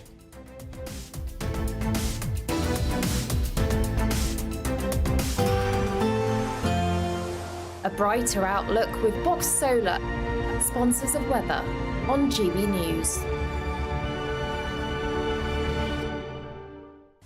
Hello, a very good morning to you. Welcome to the latest forecast from the Met Office for GB News. Still some showers around today, but in between the showers there'll be a bit more sunshine compared with yesterday, and as a result it will feel a little warmer as well. Certainly a sunny start for Western Scotland, Northern Ireland, North West England, North Wales. Elsewhere, some cloud, some showers already from the word go. There'll be a few more developing through the morning and early afternoon. The odd sharp downpour. Otherwise, not everyone will see a shower. Away from them, with the sunshine feeling pleasant, with highs of 23 to 25 in the south, 18 to 22 further north. Then later in the day, the showers will tend to fade away. We're going to see a ridge of higher pressure build from the southwest, and that will allow plenty of evening sunshine across southern and southwestern parts of the UK. Temperatures during 5-6 p.m. up into the high teens, low 20s, feeling very pleasant out there, and most of the showers by this stage easing away. So for the vast majority, it is a fine end to the day. Western Scotland looking beautiful actually at this stage, with highs of 15 to 18 Celsius. And we'll see clearing skies develop more widely overnight, although there will still be some patchy cloud, particularly for Northern Ireland, Western Scotland, for example. The vast majority will stay dry overnight, however, and whether you've got the clear spells or the cloud, well, it's going to be a relatively mild night with temperatures in the mid-teens in the south, 11 to 13 further north. So we start Wednesday with plenty of dry and bright weather, long spells of sunshine for many central, southern and eastern parts of the UK. I think there'll be some showers pushing into western Scotland for a time, and there'll also be some showers developing across eastern parts of England, some heavy downpours by the afternoon here, but for many it will stay dry, and where we get the sunshine, warm once again, 25 or 26 Celsius. Make the most of it because Thursday sees more rain arrive. That warm feeling inside from Boxed Boilers, sponsors of weather on GB News. £30,000 in cash has to be won. It's our biggest cash prize so far and it could be yours. Charles was a winner. Listen to what he says about winning the Great British Giveaway. I'm Charles. I'm on £18,000 cash. It was just amazing, and as soon as it goes into your bank account, it just changed. It's a life-changing thing. The next big winner could be you, with an extra £30,000 cash in your bank. For another chance to win £30,000 in tax-free cash, text cash to 63232. Text costs £2 plus one standard network rate message. You can enter online at gbnews.com/win. Entries cost £2, or post your name and number to GB07 PO Box 8690 Derby DE1 9TT. UK only. Entrance must be 18 or over. Lines close at 5 p.m. on the 30th of August. Please check the closing time if listening or watching on demand. Good luck. Good afternoon, Britain. Your lunchtime update on the stories that matter across the UK. From breaking news and insightful analysis, inspiring stories and lively debates. You're comparing yourself to a former Prime Minister. Which is it? Stay informed, stay updated, stay entertained. I just don't know how anyone would not want to be there. Every weekday from midday. We are Good Afternoon Britain, only on GB News, Britain's news channel.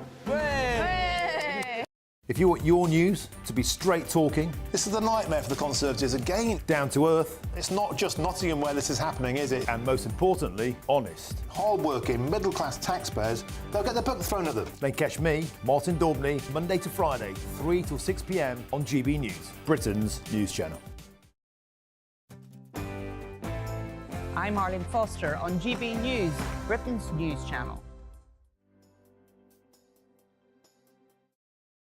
Hi there, I'm Michelle Dewberry and I'm going to take a second to tell you all about my show, Dubes & Co. We start off with the issues of the day. We then bring in both sides of the argument. We get rid of the disrespect. And then you throw me into the mix. And trust me, I'll tell it exactly how it is. And then, of course, the magic ingredient, you at home. We mix it all together and what have we got, in my opinion, the best debate show in town. Monday to Friday, 6 till 7 on GB News, Britain's news channel.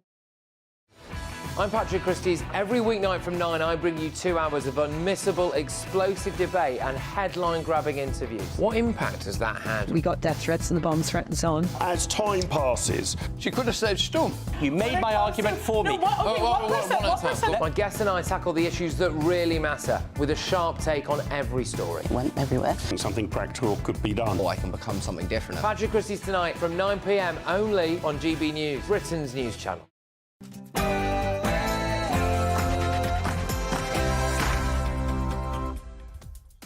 Good morning. It's 11 a.m. on Tuesday, the 23rd of July. Live across the United Kingdom, this is Britain's Newsroom with Ben Leo and Miriam Cates, standing in for Andrew Pearce and Bev Turner. Good morning. How do you do? Now, Tory leadership race has been triggered.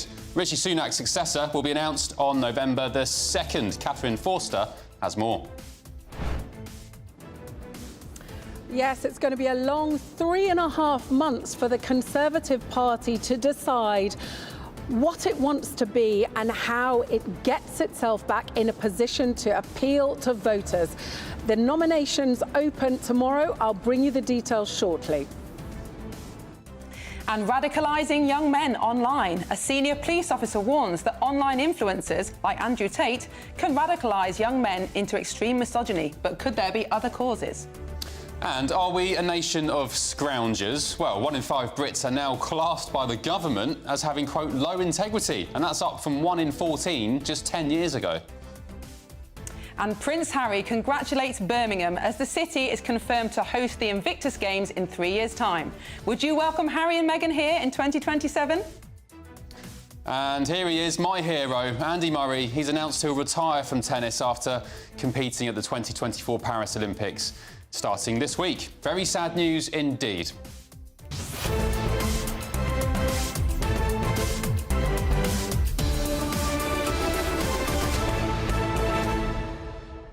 Yeah, it is sad news, and some of you on my say saying, Ben, shut up, what are you talking about? He hates England. I mean, different conversation. One thing I want to get stuck into is where the hell is Joe Biden? Lots of, well, I guess at this point, conspiracy theories floating around online saying that he's got a medical situation, he's gravely ill, he's not been seen in public for a number of days.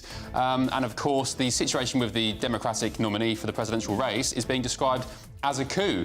Some would have thought he would have done a video message announcing he was stepping out of the race. He wrote a letter on a computer which didn't have his official letterhead on. So look, we're swirling down all these very strange roads, but the question begs, where is Joe Biden? And it's very odd that the resignation was done completely online without any video or picture at all. So we shall see. Right, let us know what you think. gbnews.com/your say. Is Joe Biden OK? Is he all right? All that and more. But first, your news headlines with Sophia.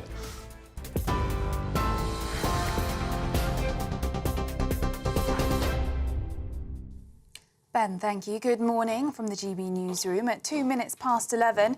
Your headlines.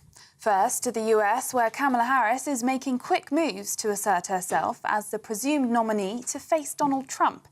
On her first full day in the race, many of those once tipped to challenge the vice president instead threw their support behind her. That paved the way for her campaign to raise around $81 million just a day after President Biden dropped out. Surveys suggest she's now secured more than enough delegates to clinch the Democratic nomination, giving her what she's called broad support. Back here in the UK, James Cleverly has told GB News that would-be illegal migrants were praying for a Labour government because it would mean the end of the Rwanda plan. James Cleverly said the government had behaved in an arrogant manner, accusing them of tearing up the Conservatives' migrant plan without informing Rwanda. His comments come as the Tories set out a timeline for confirming a replacement for Rishi Sunak as the party's leader. But Mr Cleverly says for now his focus is elsewhere. Well, I've always believed that you should do the jobs that you need to do in the order that you need to do them. So nominations open tomorrow. So thoughts and activities about the leadership of the party, in my mind, start tomorrow. Today's work is about making sure that I discharge my duty as the Shadow Home Secretary. I'll be at the dispatch box later on today, holding the new Home Secretary to account. Violence against women and girls is a national emergency, with nearly 3,000 crimes recorded every day. That's according to a new report. The report, commissioned by the National Police Chiefs Council and the College of Policing, estimates that at least 1 in every 12 women will be a victim each year, though the actual number is believed to be higher due to unreported crimes. It comes amid growing concerns that online influencers such as Andrew Tate are fueling sex offences committed by teenage boys. He's currently facing criminal charges in Romania for rape, human trafficking and sexual exploitation, all which he denies. In other news, the Health Secretary will hold talks with junior doctors in the hope of ending a long-running dispute over pay. Wes Streeting's been meeting with the British Medical Association's Junior Doctors Committee. He previously described the move as a crucial step forward. Junior doctor members of the BMA have walked off the job 11 times in the past 20 months. It's led to the delay of 1.5 million appointments, procedures and operations at an estimated cost to the NHS of more than £3 billion. The first blind Barbie has been released by the toy maker Mattel as part of a push to make the brand more inclusive. The blind doll has features that allow accessible play for children with sight loss, as well as representing a visually impaired woman. It comes with a cane with a marshmallow tip, textured and vibrant fabrics, and Velcro fastenings on the clothing. It follows in a long line of inclusive Barbies, which have also seen the world's most famous doll using a wheelchair and exploring hearing loss and Down syndrome. And one of the world's greatest tennis champions will say au revoir after the Paris Olympics. Andy Murray has announced that this year's Games will be his last ever tennis tournament. Murray was recently denied a Wimbledon farewell after having surgery on a spinal cyst just a week before the tournament began. In a post on social media, he said that competing for Team GB has been by far the most memorable weeks of his career, and he's extremely proud to get to do it one final time. Scotland's First Minister, John Swinney, has hailed Murray as our greatest ever sportsman. And the last remaining member of the four Tops whose music helped define the sound of Motown has died at the age of 88.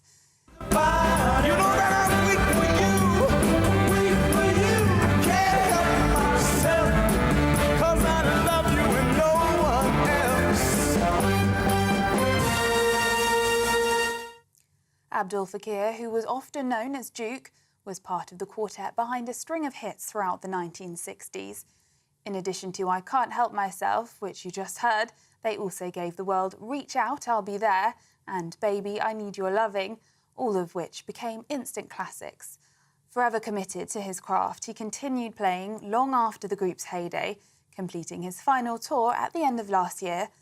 Fellow musician Smokey Robinson paid tribute to his friend, saying that Duke would carry on making more heavenly music. Those are the latest GB News headlines for now. I'm Sophia Wensler, more in half an hour. For the very latest GB News direct to your smartphone, sign up to News Alerts by scanning the QR code or go to gbnews.com/alerts.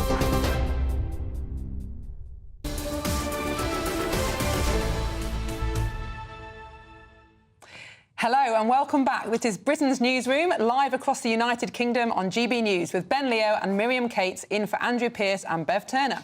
Morning to you. Hope you're doing well. Now, the big story of the day is that the new Tory party leader will be announced on the 2nd of November, with nominations for the first round of voting opening tomorrow. So GB News political correspondent Catherine Forster joins us now. Hello, Catherine. What's the latest on this? The names at the front of the race? Are there any wild cards? And also, why are they waiting until after the Tory party conference? Surely the conference was a great opportunity to kind of, launch the new leader, get the face out there and get the energy going. Yes, good morning, Ben and Miriam. Well, as always within the Conservative Party, not everybody is happy. Not everybody is happy that this process is now going to take 3.5 months. But some people think that you've got to do this carefully and slowly because, of course, the defeat was so enormous that the Conservative Party really need to sort of work out who they are, what they want to be going forward, and that may take some time. So as of tomorrow, people will be able to put themselves forward. They'll need 10 MPs each to get on the ballot, 121 in total, of course. I expect there'll be half a dozen or so. That will close for nominations next Monday. Then whoever is there will have the summer holidays to go on hustings, try to drum up support, and then the beginning of September, the numbers will be whittled down by MPs to 4. Those 4 will trot off to conference. We'll have a bit of a beauty parade. That number will then go down again to 2. Are you still with me? And then at that point, the Conservative Party members finally get to pick the next leader of the Conservative Party on November the 2nd. So it's going to be a long, drawn-out process. Now, we expect a whole host of household names to stand. Of course, there's a whole host of household names that lost their jobs, Penny Mordaunt, Grant Shapps, etc., not here to be able to be a part of this. But probably a couple of former Home Secretaries, Suella Braverman, Priti Patel, probably Robert Jenrick, the former Immigration Minister, probably former Home Secretary James Cleverly, Kemi Badenoch, the list goes on. I expect we'll have half a dozen, possibly a few more. We won't have long to find out who's in the field, but goodness, we've got weeks and weeks of months till we find out who is actually going to lead the Conservative Party going forward. Thanks, Catherine. Appreciate it. And now the former Deputy Chairman of the Conservative Party and former Member of Parliament for Stoke-on-Trent North, Kidsgrove and Talk, Jonathan Gullis joins us. Hello, Jonathan. It's great to see you. How are you doing? I'm good, Miriam. Thank you. It's good to see you as well. Thank you for the full name. It should have been rebranded that in the bloody Boundary Review, but we didn't get lucky on that occasion. Well, I remember you reading out the full name many, many times in Parliament, so I couldn't help but say it live on air. So we've got this leadership election. Obviously, neither you nor I are part of this now, but who do you see as the front runners in this race?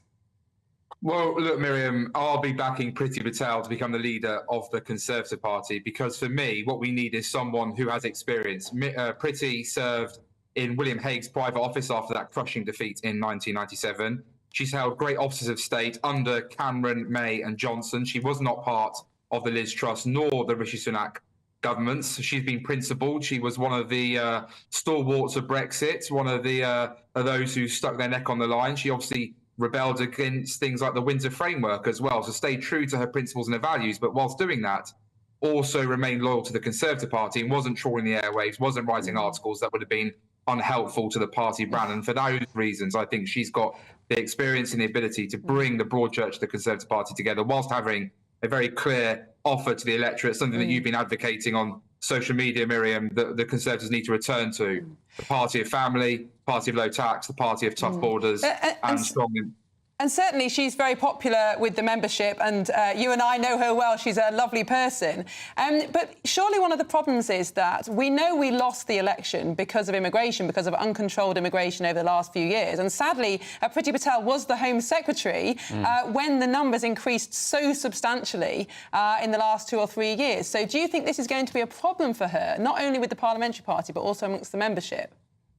Oh, look, it's certainly a question that Priti's going to have to answer. And of course, there are caveats. We obviously had the refugee schemes, for example, for Ukrainians, as well as Hong Kongers, which would have obviously impacted the numbers, as you and I both know. But I think actually what Priti's always been very fair in saying is that no longer can any politician blame anyone else. Ultimately, taking back control as we did when we delivered Brexit in 2020 means that it's up to politicians to make the decisions about what they want to see. And therefore, she would not dodge but was not able to, having not continued in her role, to implement further changes in order to bring down legal migration numbers where it was clear and obvious that there were either abuses of the system or indeed that the system just simply wasn't working in the interests of the British public.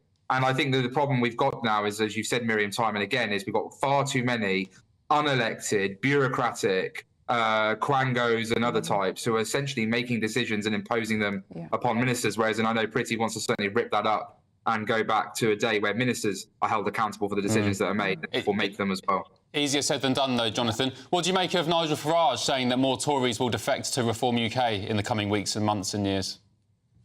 Well, look, Nigel's going to try and grab a headline however he can do. Obviously, Reform have had their electoral success with their 5 members of Parliament. I look at the current crop of Conservative parliamentarians, and I don't think there's many obvious contenders who would wish to join Reform. I think there's still a lot of anger amongst former colleagues like Miriam and myself, who know from conversations we've had with them that people are very angry with Reform in some places like in Stoke-on-Trent South, where my great friend Jack Brereton lost by 625 votes. Reform took 8,800 votes. He was a fine local community champion and represented his area. And but Jonathan, sorry to interject. You've got yourself to blame for that. The Conservative Party. It's not Reform's fault. So I'm certainly not solely blaming Reform, Ben, but what I am saying is that it's quite obvious that where there are MPs who are minded, when there's a cigarette paper between people like Reform voters and people like myself, for example, who did, let's not forget, Ben, put a bill on the floor of the House to say that we should ignore the ECHR. I actually did that. I didn't just talk the talk like some people did. I actually put a bill on the floor of the House that got Sir Keir Starmer out of his office to vote against and therefore prevented me. I signed legislation and amendments just like Miriam did in order to actually hold the government to account on the day. But didn't you find, Jonathan, on the doorstep, like me and like a number of our colleagues, that although individual constituents recognised that and were grateful for that, the anti-Conservative feeling was so strong that people voted Reform anyway. So my question would be, which leader can actually stand up against that threat from Reform at the next election? Why would anyone believe us next time when they didn't this time? And absolutely, Miriam. And Ben, to answer you what you made a point earlier, again, just to quickly say, the Conservative Party failed to deliver. And that's why the anger was there. And rightly, therefore, we had to take the brunt of the punishment. But there were MPs like Miriam, like myself, who I felt, sensible, pragmatic approach could have meant that we could have been strong voices still within Parliament had Reform not stood candidates against us. But look, why I think Priti can take the charge to Reform without having to pander to reform, without having to become reform light, is because she has stood up for her values and her principles when it's come to Brexit, when it's come to immigration, when it's come to things like the Windsor Framework and the sovereignty of our United Kingdom. She's demonstrated that through her voting record in Parliament. She's demonstrated that through the things that she said from the dispatch box, the fact she introduced and tried to get the Rwanda flights off the ground, obviously before being removed as Home Secretary. So I think, therefore, she is the one that Nigel fears most. And look, they know each other well and they do get on, but ultimately he knows that Priti will appeal to a lot of those people who voted for reform in large parts out of protest. And I think, therefore, Priti will win those people back. OK, yeah, they do indeed know each other well. I think they like a day out at the races together and like a little tipple together as well. Jonathan Gullis, thank you very much for your time. My problem is, Miriam, when people like Jonathan say, oh, you know, reform allowed Labour into government and, of course, reform split your seat as well. Yeah, they did, but you don't have a divine right, Conservative Party, Conservative politicians, to rule. You blew up the trust of your voters and your members. Yeah, I think that's fair. And on a technical level, of course, reform did split the vote, and that was the technical reason why the Conservatives didn't get more seats. But, of course, people have absolute right to vote for who they want to vote for. And as Jonathan said, the Conservatives just didn't deliver. And I think a lot of people who said they voted for Boris in 2019 were really upset with the way that he left office and wanted to punish the party for everything that had happened since. And that's democracy, as you say.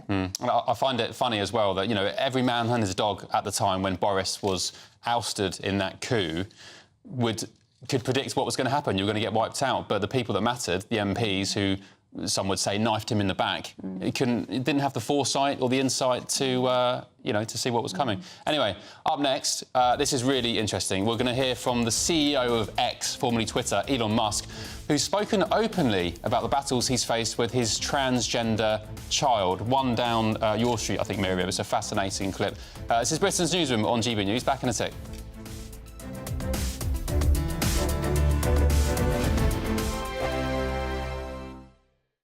Every Saturday, 10 till 12, we'll bring you all of the news that you need to know. We'll also remind you that there is so much to smile about. It's my favourite time of the week. I get to relax, enjoy some light-hearted stories, and let Ellie teach me about fashion too. That's Saturday Morning Live, every Saturday, 10 till 12. Only on GB News, Britain's news channel. I'm Stephen Dixon, and thanks for joining us on GB News, Britain's news channel. Good afternoon, Britain. Weekdays from midday. No one wants their child to be a fussy eater. But what is the secret to expanding your child's culinary horizons? Is there a way to get kids away from the kids' menu, the fish fingers, the chips? Joining us now is the UK's top-selling author of children's cookery books, Annabelle Carmel. Good morning, Annabelle. Thank you. So lovely to be here. So, first of all, what's the issue with kids just having the traditional easy meals like fish fingers, you know, chips, beans? It really depends if they've got preservatives in them, if they're full of salt. So I like to make them myself, and it's really easy. So I make my own chicken glazed nuggets, and super easy to make using proper pieces of chicken. You can cook them in the air fryer now, which is absolutely brilliant, so you need to fry them. And I think that it's really important that children grow up loving good food, because they make their minds up by the age of 5 what they like and what they don't like, and it's quite difficult to change their minds after that. But it's good to know that fussy eating is genetic. It's not to do with your cooking. Oh, that's not to say that you can't do something about it. So I've written many, many books, and I have an app with 1,000 recipes on it and a lot of how to make your own junk food, how to make your own isolis out of fresh fruit. Yes. How to make your own pizzas. I make the most amazing homemade pizza. I actually brought you some cookies here. So these are your books here. So my first cookbook, that's for how old children? That's from the age of 1. OK, and you've got a weaning one at the end, the baby one? Yes, that's my very first book. I lost my first child. It was really sad. She died at the age of 3 months. And my second child was the world's worst eater. And I wrote that book as my legacy to Natasha, never thinking that it would start a whole career. Oh, bless you. It sold millions of copies, and it's so popular. Is it quite pivotal and important that you introduce kids to the weaning stage, or, you know, how important? It's very important, because the processed weaning food in pouches or jars, it's heated, so a lot of the vitamins aren't there anymore, so making your own is so easy and much cheaper. GB News, the People's Channel. Join me, Camilla Tominey, for a frank and honest discussion with those in power that cuts through the spin and gets to the heart of the issues shaping our nation. You haven't confirmed that you want to stand as leader, but you haven't ruled it out either. This report basically says that he's not fit to stand trial. Is he indecisive? Incompetent? I deliver the dose of reality Westminster needs. That's the Camilla Tominey Show at 9:30 every Sunday on GB News, the People's Channel, Britain's news channel.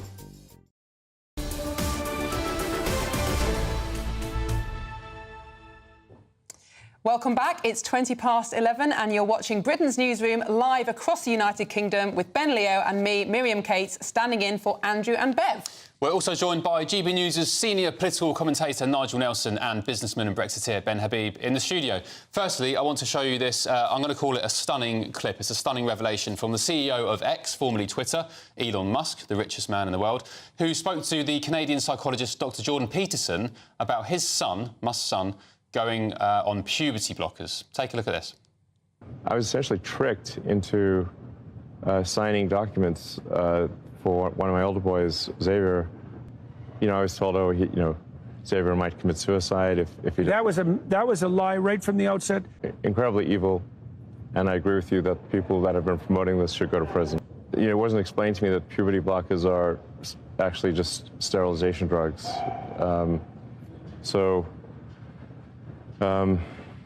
Anyway, and so I lost my son, essentially. So, you know, they call it dead naming for a reason. Yeah, all right, so the reason it's called dead naming is because your son is dead. So my son Xavier is dead, killed by the woke mind virus. I'm sorry to hear that. Yeah. I can't imagine what that would be like. Yeah. So I vowed to destroy the woke mind virus after that. Wow, so we knew previously that Elon Musk's son was trans, but he's never spoken about it before, certainly not as emotionally or openly like that. Ben Habib, your thoughts on that? Well, it's a tragic story, and it's evidence of how woke is a very real and damaging thing. And what I would like people to do is go from recognising what Elon Musk has obviously recognised to make the connection with government regulations and legislation which has created the ability for woke to give effect to its agenda under the cover and protection of these regulations and legislation.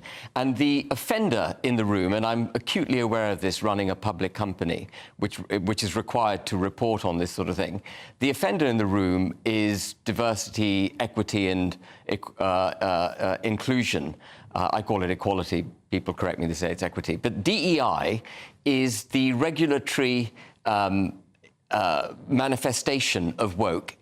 In fact, it's the other way around. Woke is the manifestation of DEI. And what DEI does is give protected characteristics to ethnic minorities, believers in minority religions, people with minority sexual preferences, and the transgender community. And in giving them that protected status, they are allowed to go about promoting their agenda over and above and to the detriment of people like and certainly the Equality Act and the Public Sector Equality Duty has embedded some of those ideas in our law. But we can't ignore social media, can we? And I think one of the things that Musk spoke about being infected with this virus, this mind virus, and I've spoken to a number of parents who tragically are in the same position with their children. It's actually often social media that plants the idea in a child's head that maybe they're the wrong sex. It is. So surely we can't ignore the role of the internet in this. Social media is beyond reproach because actually it's part of the regulatory and legislative framework.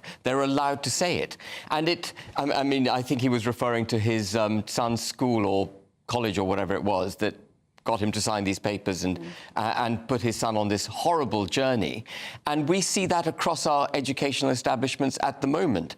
Not just manifested in transgender ideology, but also in critical race theory, where basically white children are told that if you're white, you're privileged, you don't recognise that you're racist. But that Nelson, kind of nonsense. Elon Musk is the richest man in the world. Surely he's got the resources or the ability to read up on what he's giving his son. I like Elon Musk. I think he's, a pretty cool guy. But, you've signed off on giving your kid puberty blockers without reading up on it. He said, I didn't realise it sterilises kids. No, I mean, in that sense, Elon Musk is like any parent. And you're absolutely right. It's a really sad... this is a sad story, and this is an example of where things go wrong in the sense you have a family breakdown. I'd take issue with Ben about attaching it to woke. I think woke has now lost any real meaning anyway. Oh, I think it's a very defined term, Nigel. Well, define it. Well, woke is the promotion of minority interests over and above and to the detriment, if necessary, of the majority. That's what woke is. That's why you can give protected characteristics to minority ethnic origins, minority religious beliefs. So nothing to do with social justice? It's born out of so-called social... It's born out of social justice, but it is out of control. Well, I mean, if you start getting into the trans debate, I wouldn't say that that is out of control. That at the moment... Well, clearly it's out of control. What you do need to... Well, no, I mean, not clearly it's out of control. That there are individuals who fall foul of it and we end up with a really sad story. But what we do need to have a look at is the Gender Recognition Act in this country and see whether or not it needs updating. It's 20 years old, but that allows people to change their gender from their biological sex, and for all official purposes, a man can now be a woman or a woman can be a man. Yeah, well, it's garbage, isn't it? Because a woman can't be a man. But why is it garbage? Well, it's garbage because a woman cannot be a man. A woman may think of herself as a man, but she cannot be a man, and vice versa. Ben, are you saying that people cannot change their gender? People may... I may wake up tomorrow morning and not want to be called Ben, but be called... Ben Jemima. Well, let me know and I'll call whatever you want to be called. And that may be my... But that is gender dysphoria. That is a psychological condition.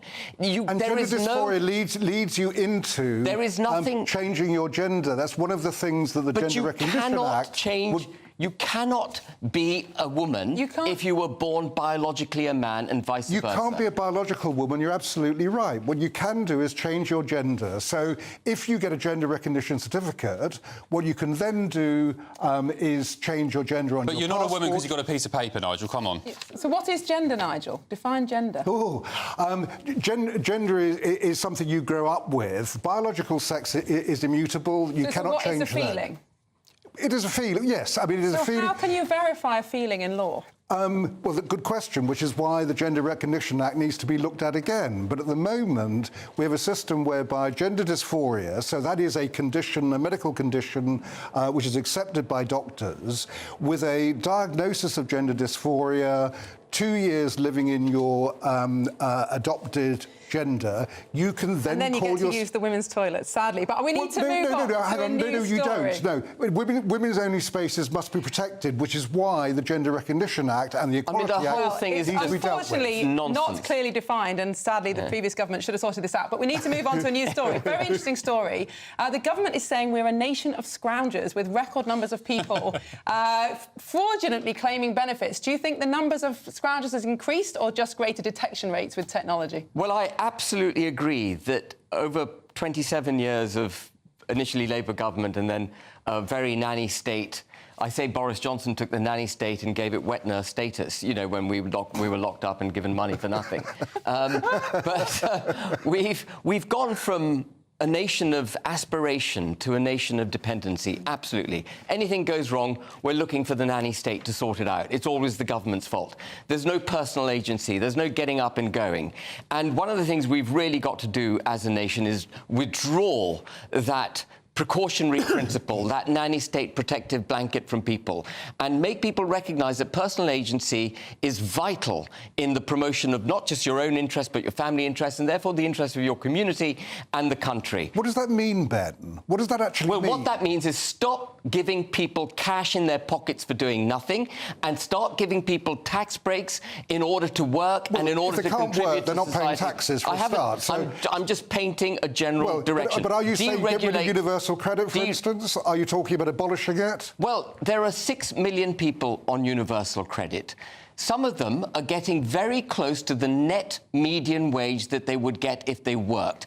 What we need is a very clear gap between what you earn as a net in your pocket from actually working compared to what you get on benefits. And there isn't a gap at the moment. We're turning this nation into a nation of dependence. Clearly that work should pay. I mean, and it doesn't. That's the important thing. But you're not talking about taking away the safety net of universal credit. You would accept there are people who actually need those benefits. Absolutely. Otherwise, they'll be destitute. But there has to be a major adjustment in the way the British economic system works. Well, one of the things here they should be cracking down on is fraud. I've been out with benefit fraud investigators on raids and seen what they've done to actually catch the fraudsters.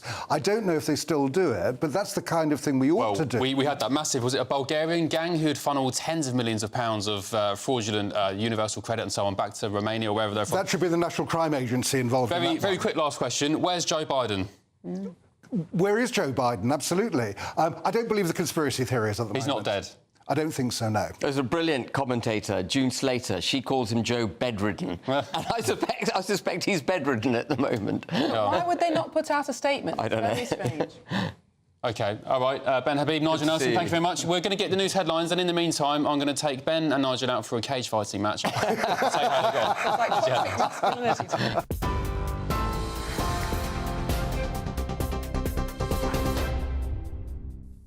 Ben, thank you. Good morning. It's 11:31. I'm Sophia Wensler in the GB Newsroom. First to the US, where Kamala Harris is making quick moves to assert herself as the presumed nominee to face Donald Trump. On her first full day in the race, many of those once tipped to challenge the vice president instead threw their support behind her. That paved the way for her campaign to raise around $81 million just a day after President Biden dropped out. Surveys suggest she's now secured more than enough delegates to clinch the Democratic nomination, giving her what she's called broad support. Back in the UK, James Cleverly has told GB News that would-be illegal migrants were praying for a Labour government because it would mean the end of the Rwanda plan. The Shadow Home Secretary said the government had behaved in an arrogant manner, accusing them of tearing up the Conservatives' migrant plan without informing Rwanda. His comments come as the Tories set out a timeline for confirming a replacement for Rishi Sunak as the party's leader. The government is to set out plans to change the name of the Department for Welfare to the Department for Work. Work and Pension Secretary Liz Kendall will lay out plans to tackle economic inactivity and help Labour meet its long-term ambition of reaching 80% employment. It comes after the Prime Minister announced the creation of a new body called Skills England, which he says will fire up homegrown labour and reduce reliance on overseas workers. And one of the world's greatest tennis champions will say au revoir after the Paris Olympics. Andy Murray has announced that this year's Games will be his last ever tennis tournament. He was recently denied a Wimbledon farewell in the singles after he had surgery on a spinal cyst just a week before the tournament began. In a post on social media, he said that competing for Team GB has been by far the most memorable weeks of his career, and he's proud to do it one final time. Those are the latest GB News headlines for now. I'm Sophia Wensler. More in half an hour. For the very latest GB News direct to your smartphone, sign up to News Alerts by scanning the QR code or go to gbnews.com/alerts. Cheers Britannia Wine Club proudly sponsors the GB News Financial Report. And here's a quick snapshot of today's markets. The pound will buy you $1.2903 and €1.1881 euros. The price of gold is £1,866 and 61 pence per ounce. And the FTSE 100's at 8,206 points. Cheers Britannia Wine Club proudly sponsors the GB News Financial Report.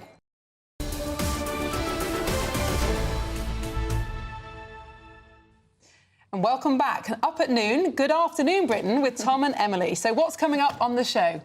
Oh, wow.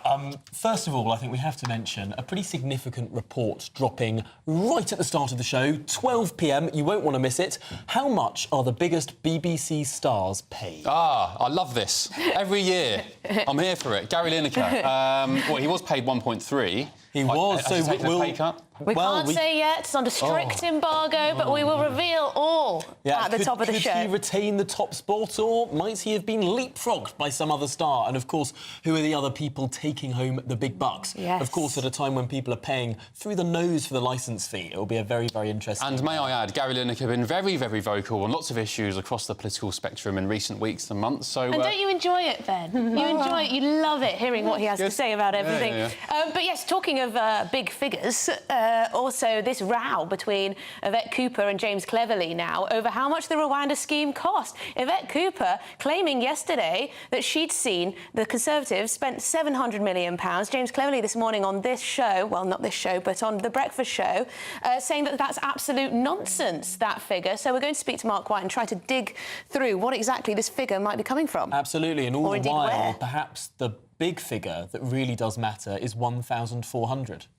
Over 1,400 illegal small boat arrivals since this new government came to power, and at least 2 deaths in the Channel. Amid all of these different discussions about the amount of money that has been spent on various schemes to try and stop this, I think it's really important to see the wood for the trees and realise that this is a problem that is still going the on. Telegraph did a report, didn't they? And the week before the election, they sent a reporter over to Calais and found that some of the migrants were waiting for a Labour government to know that they wouldn't be sent to Rwanda. Yeah, so it's all well and good getting rid of a deterrent scheme that you don't approve of for one reason or another, but if you don't have a deterrent at all, that's the big question for the Home Secretary, of course. And also, all eyes on the Commons today as well, the House of Commons, that is, over this 2-child benefit cap. How much pressure actually is there on Keir Starmer? We'll find out. Big point. We should expect around 12:30 the Speaker will select amendments for the King's Speech debate.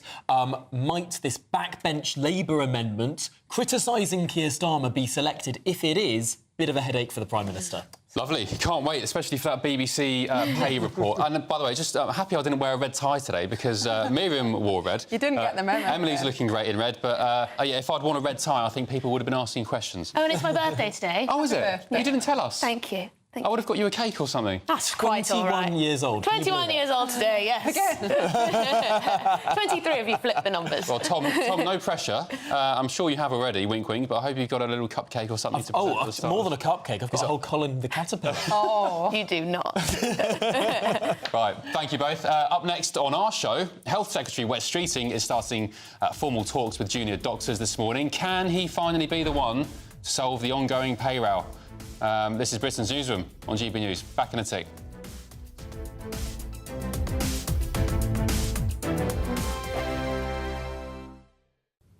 Welcome along to your latest weather update from the Met Office here on GB News. For most, it's a fine day out there, just a sprinkling of showers around. We're kind of between weather systems. One is pulling away to the east, another one is approaching, but in between, a little bump in the isobars, a little ridge of high pressure, which is, as I say, bringing most of us a fine day. Have seen some wet weather earlier today over the Midlands and the southeast. That's scooting away. Still 1 or 2 showers across Kent this afternoon, and a sprinkling of showers further north, but many areas dry and fine. Some good spells of sunshine across Northern Ireland, brightening up too across Wales, western side of Scotland up to 20 degrees. Across the southeast, could touch up to 25 degrees Celsius.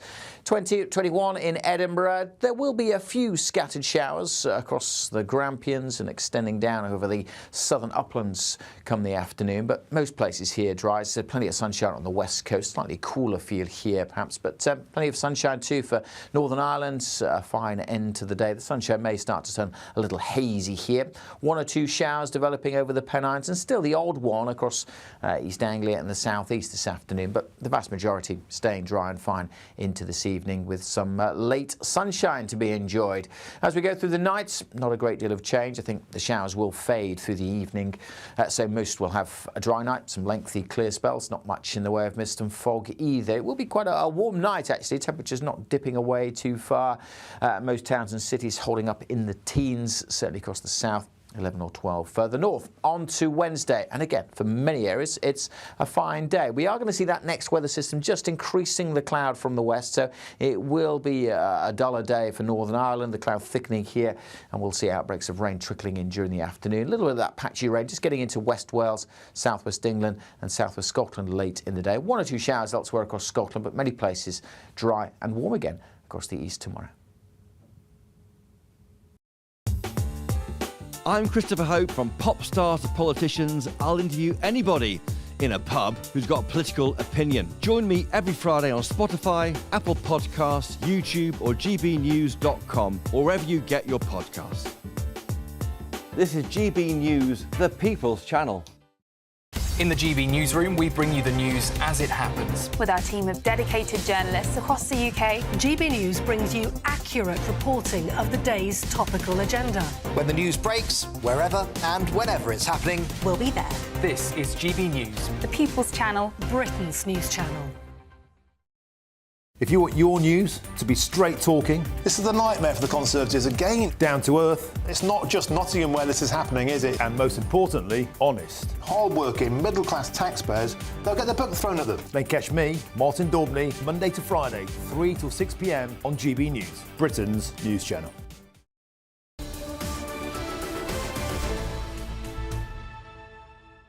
Hello, welcome back. It's 11:41. Ben and Miriam with you on Britain's Newsroom, only on GB News. Now, the Health Secretary, Wes Streeting, has opened formal talks with junior doctors today as he hopes to end the long-running pay dispute.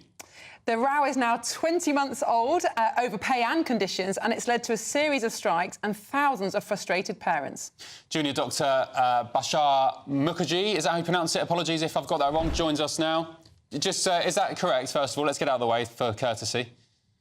It's Pasha Mukherjee. I've been on the show plenty of times, but you know what? I'll let you off for this one. OK, apologies to you. So, Wes Streeting, is he really getting a move on here, or are we going to see a repeat of perhaps, you know, the Conservative way of things where it gets, the row goes on, and it's kicked down the road and all we end up with is just, you know, more chaos?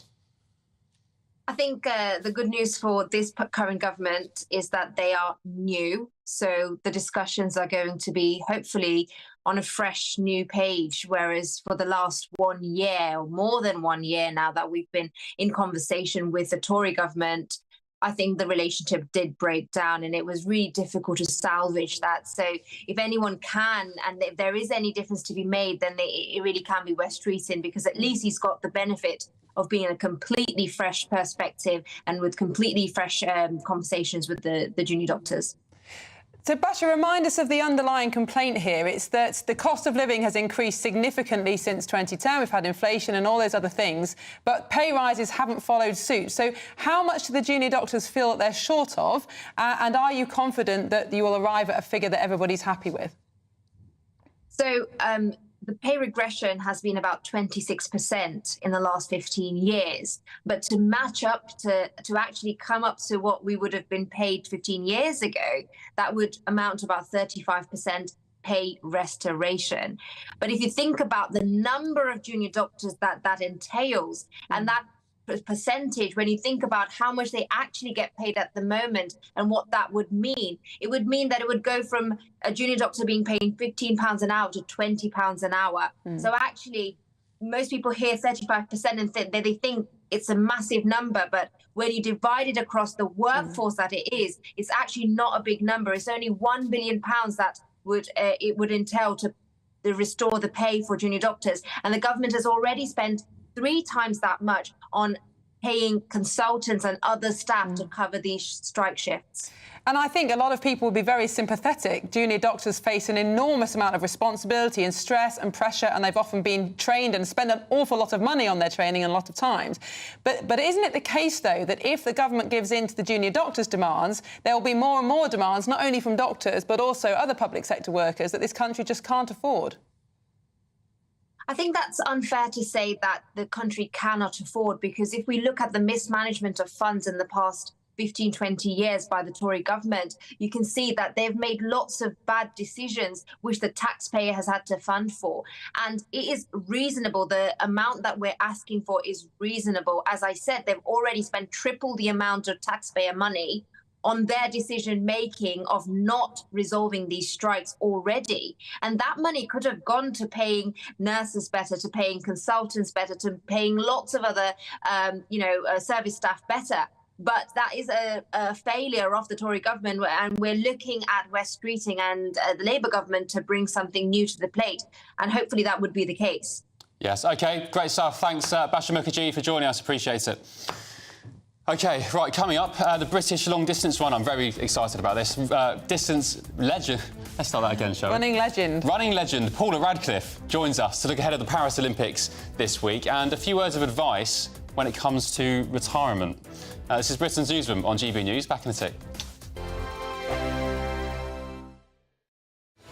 I'm Patrick Christie's. Every weeknight from 9, I bring you 2 hours of unmissable, explosive debate and headline-grabbing interviews. What impact has that had? We got death threats and the bomb threats on. As time passes, she could have saved Storm. You made my argument for me. My guest and I tackle the issues that really matter with a sharp take on every story. Went everywhere. Something practical could be done. Or I can become something different. Patrick Christie's tonight from 9 p.m. only on GB News, Britain's news channel.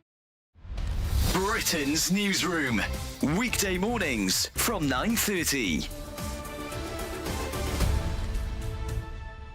Well, we've got quite an extraordinary story to talk to you about now, because a triple amputee war hero is launching a bid to become the first to sail across the Pacific Ocean non-stop, solo and unsupported. Craig Wood was blown up as a teenager by the Taliban in Afghanistan, but now he's hoping to change the perception of disabled people and raise money for other limbless veterans like himself. And Craig joins us now. Morning. So, Craig, you are extraordinary. You're planning to take up to 80 days to sail from La Paz in Mexico to Japan. Yeah. How many miles is that? It'll be over 6,000. Amazing. Amazing. And it will take you how long? The minimum it's going to take me is 60 days. It could be up to 80. Yeah.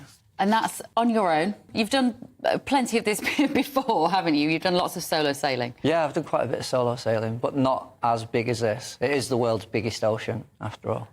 And why that particular route? I wanted it to be a challenge, not just for me, but for anyone. Right. So any able-bodied person can look at this and go, wow, that is difficult. Yeah. And so that was the main drive. Then it's become a bigger thing than that now. I'm raising money for charity, and I can truly inspire people to change their perception on what is possible for disabled people. And if you don't mind, can we ask you what happened in 2009 in Afghanistan? What were the circumstances of your injury? I was on a normal routine foot patrol. About 5 metres in front of me, a commando IED was triggered. And subsequently, I became a triple amputee. Both legs above the knee, left hand at the wrist, facial injuries, etc., etc. The People's Channel.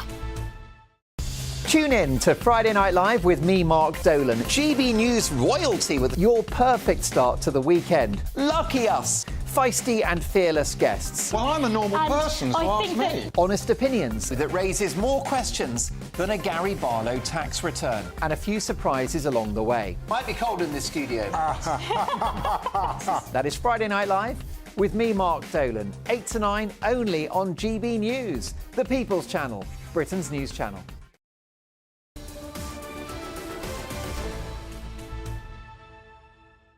Hello, welcome back. It's 11:48. Ben and Miriam with you on Britain's Newsroom, covering for Andrew and Bev. Now, the Paris Olympics kicks off on Friday, and it'll be the feature event of the sporting calendar this year, breaking with 2 new events, kiteboarding and kayak cross. And in the big news this morning, Andy Murray is stepping down, though fortunately not until after the Games. Ben is very relieved. Yes, my hero. So we're delighted to be joined now by Paula Radcliffe, the British long-distance runner and 4-time Olympian. Paula, thank you so much for joining us. It's a real privilege to be speaking with you. You're a decorated Olympian, and of course you're here to speak about retirement as well. What do you make of Sir Andy Murray's announcement that it's going to be his last event, it's the Olympics, and then he's bowing out? I think it's really fitting for me, and I guess take the opportunity, like so many sports fans, to thank Andy for everything that he's achieved and stood up for on and off the court throughout his sporting career. I think we all know from experience, and very rarely do sports players choose to retire because they want to not play anymore. It's simply because it just becomes too hard to fight through the injuries, the surgeries, and those comebacks. And it's your body and not your mind that finally dictates that. So I'm really happy for Andy that he gets to draw a line on his amazing career at the Olympic Games, when really it was those London Olympics that was a great turning point for him in picking up that gold medal. And I think it was a really special moment. And so for him to be able to do that now, and then hopefully to look back on his career with a whole lot of pride at what he did achieve and move on to this next phase of life.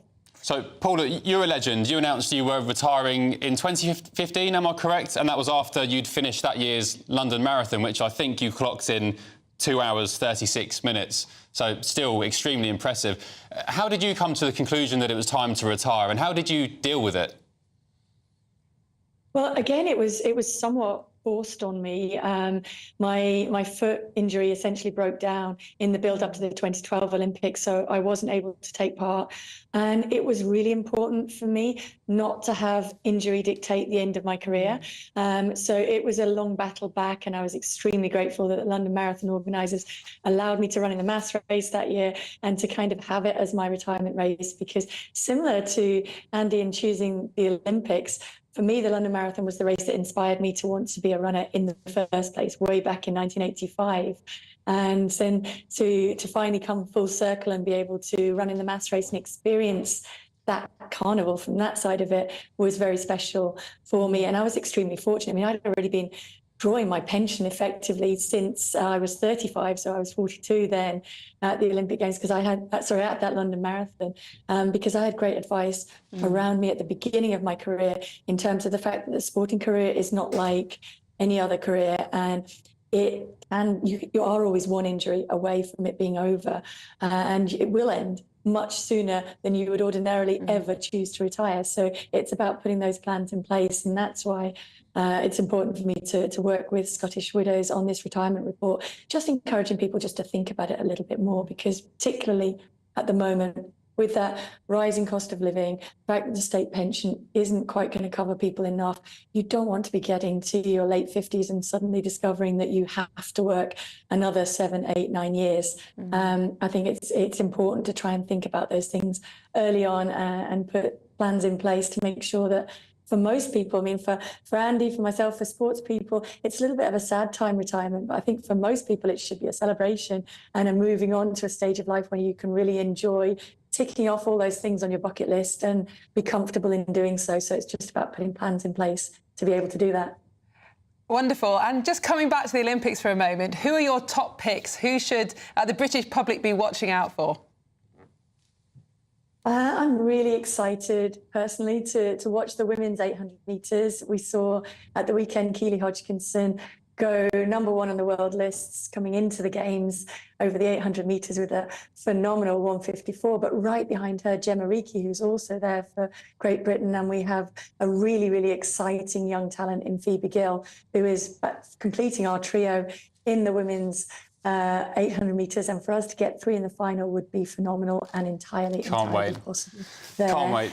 The 400 metres as well with Matthew Hudson-Smith, really smashing through that 44-second barrier in London and showing that he is a medal contender going into those games as well. And then I think for anybody, the men's 1500, can Josh Kerr repeat what he did last year in Budapest and beat Jakob Ingebrigtsen? And it all kicks off. In that race, it all kicks off this Friday. Stacked. Paula, thank you so much for joining us. You're a legend, and we'll speak to you shortly. Thank you very much. That's it from Britain's Newsroom.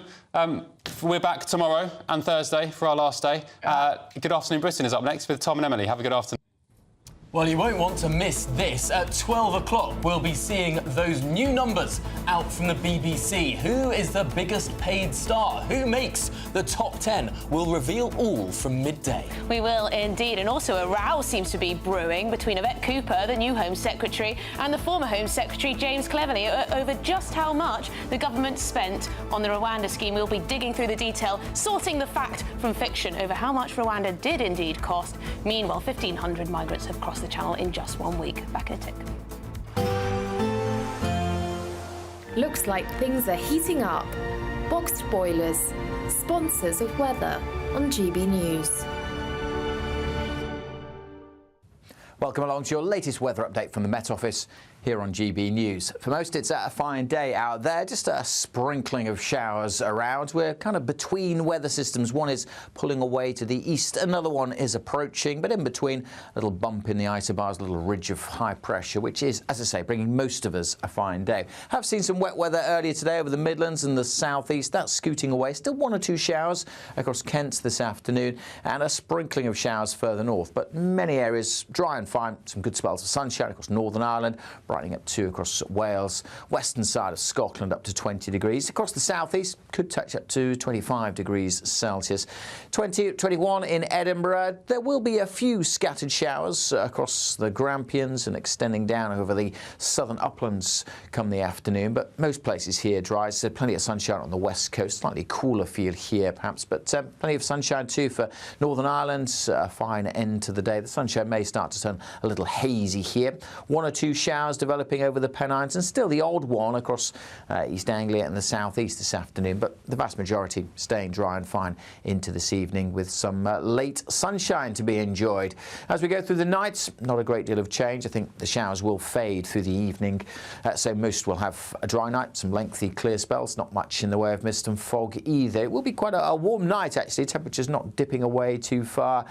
Most towns and cities holding up in the teens, certainly across the south. 11 or 12 further north. On to Wednesday, and again for many areas it's a fine day. We are going to see that next weather system just increasing the cloud from the west, so it will be a duller day for Northern Ireland, the cloud thickening here, and we'll see outbreaks of rain trickling in during the afternoon. A little bit of that patchy rain just getting into West Wales, southwest England and southwest Scotland late in the day. 1 or 2 showers elsewhere across Scotland, but many places dry and warm again across the east tomorrow.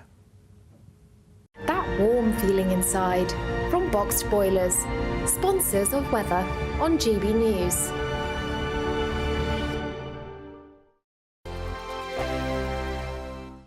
Don't miss your chance to win our Super Summer Giveaway. With your chance to win £30,000 cash, our biggest cash prize to date, which means you get to spend every single penny however you like. What plans would you make with an extra £30,000 cash in your bank account?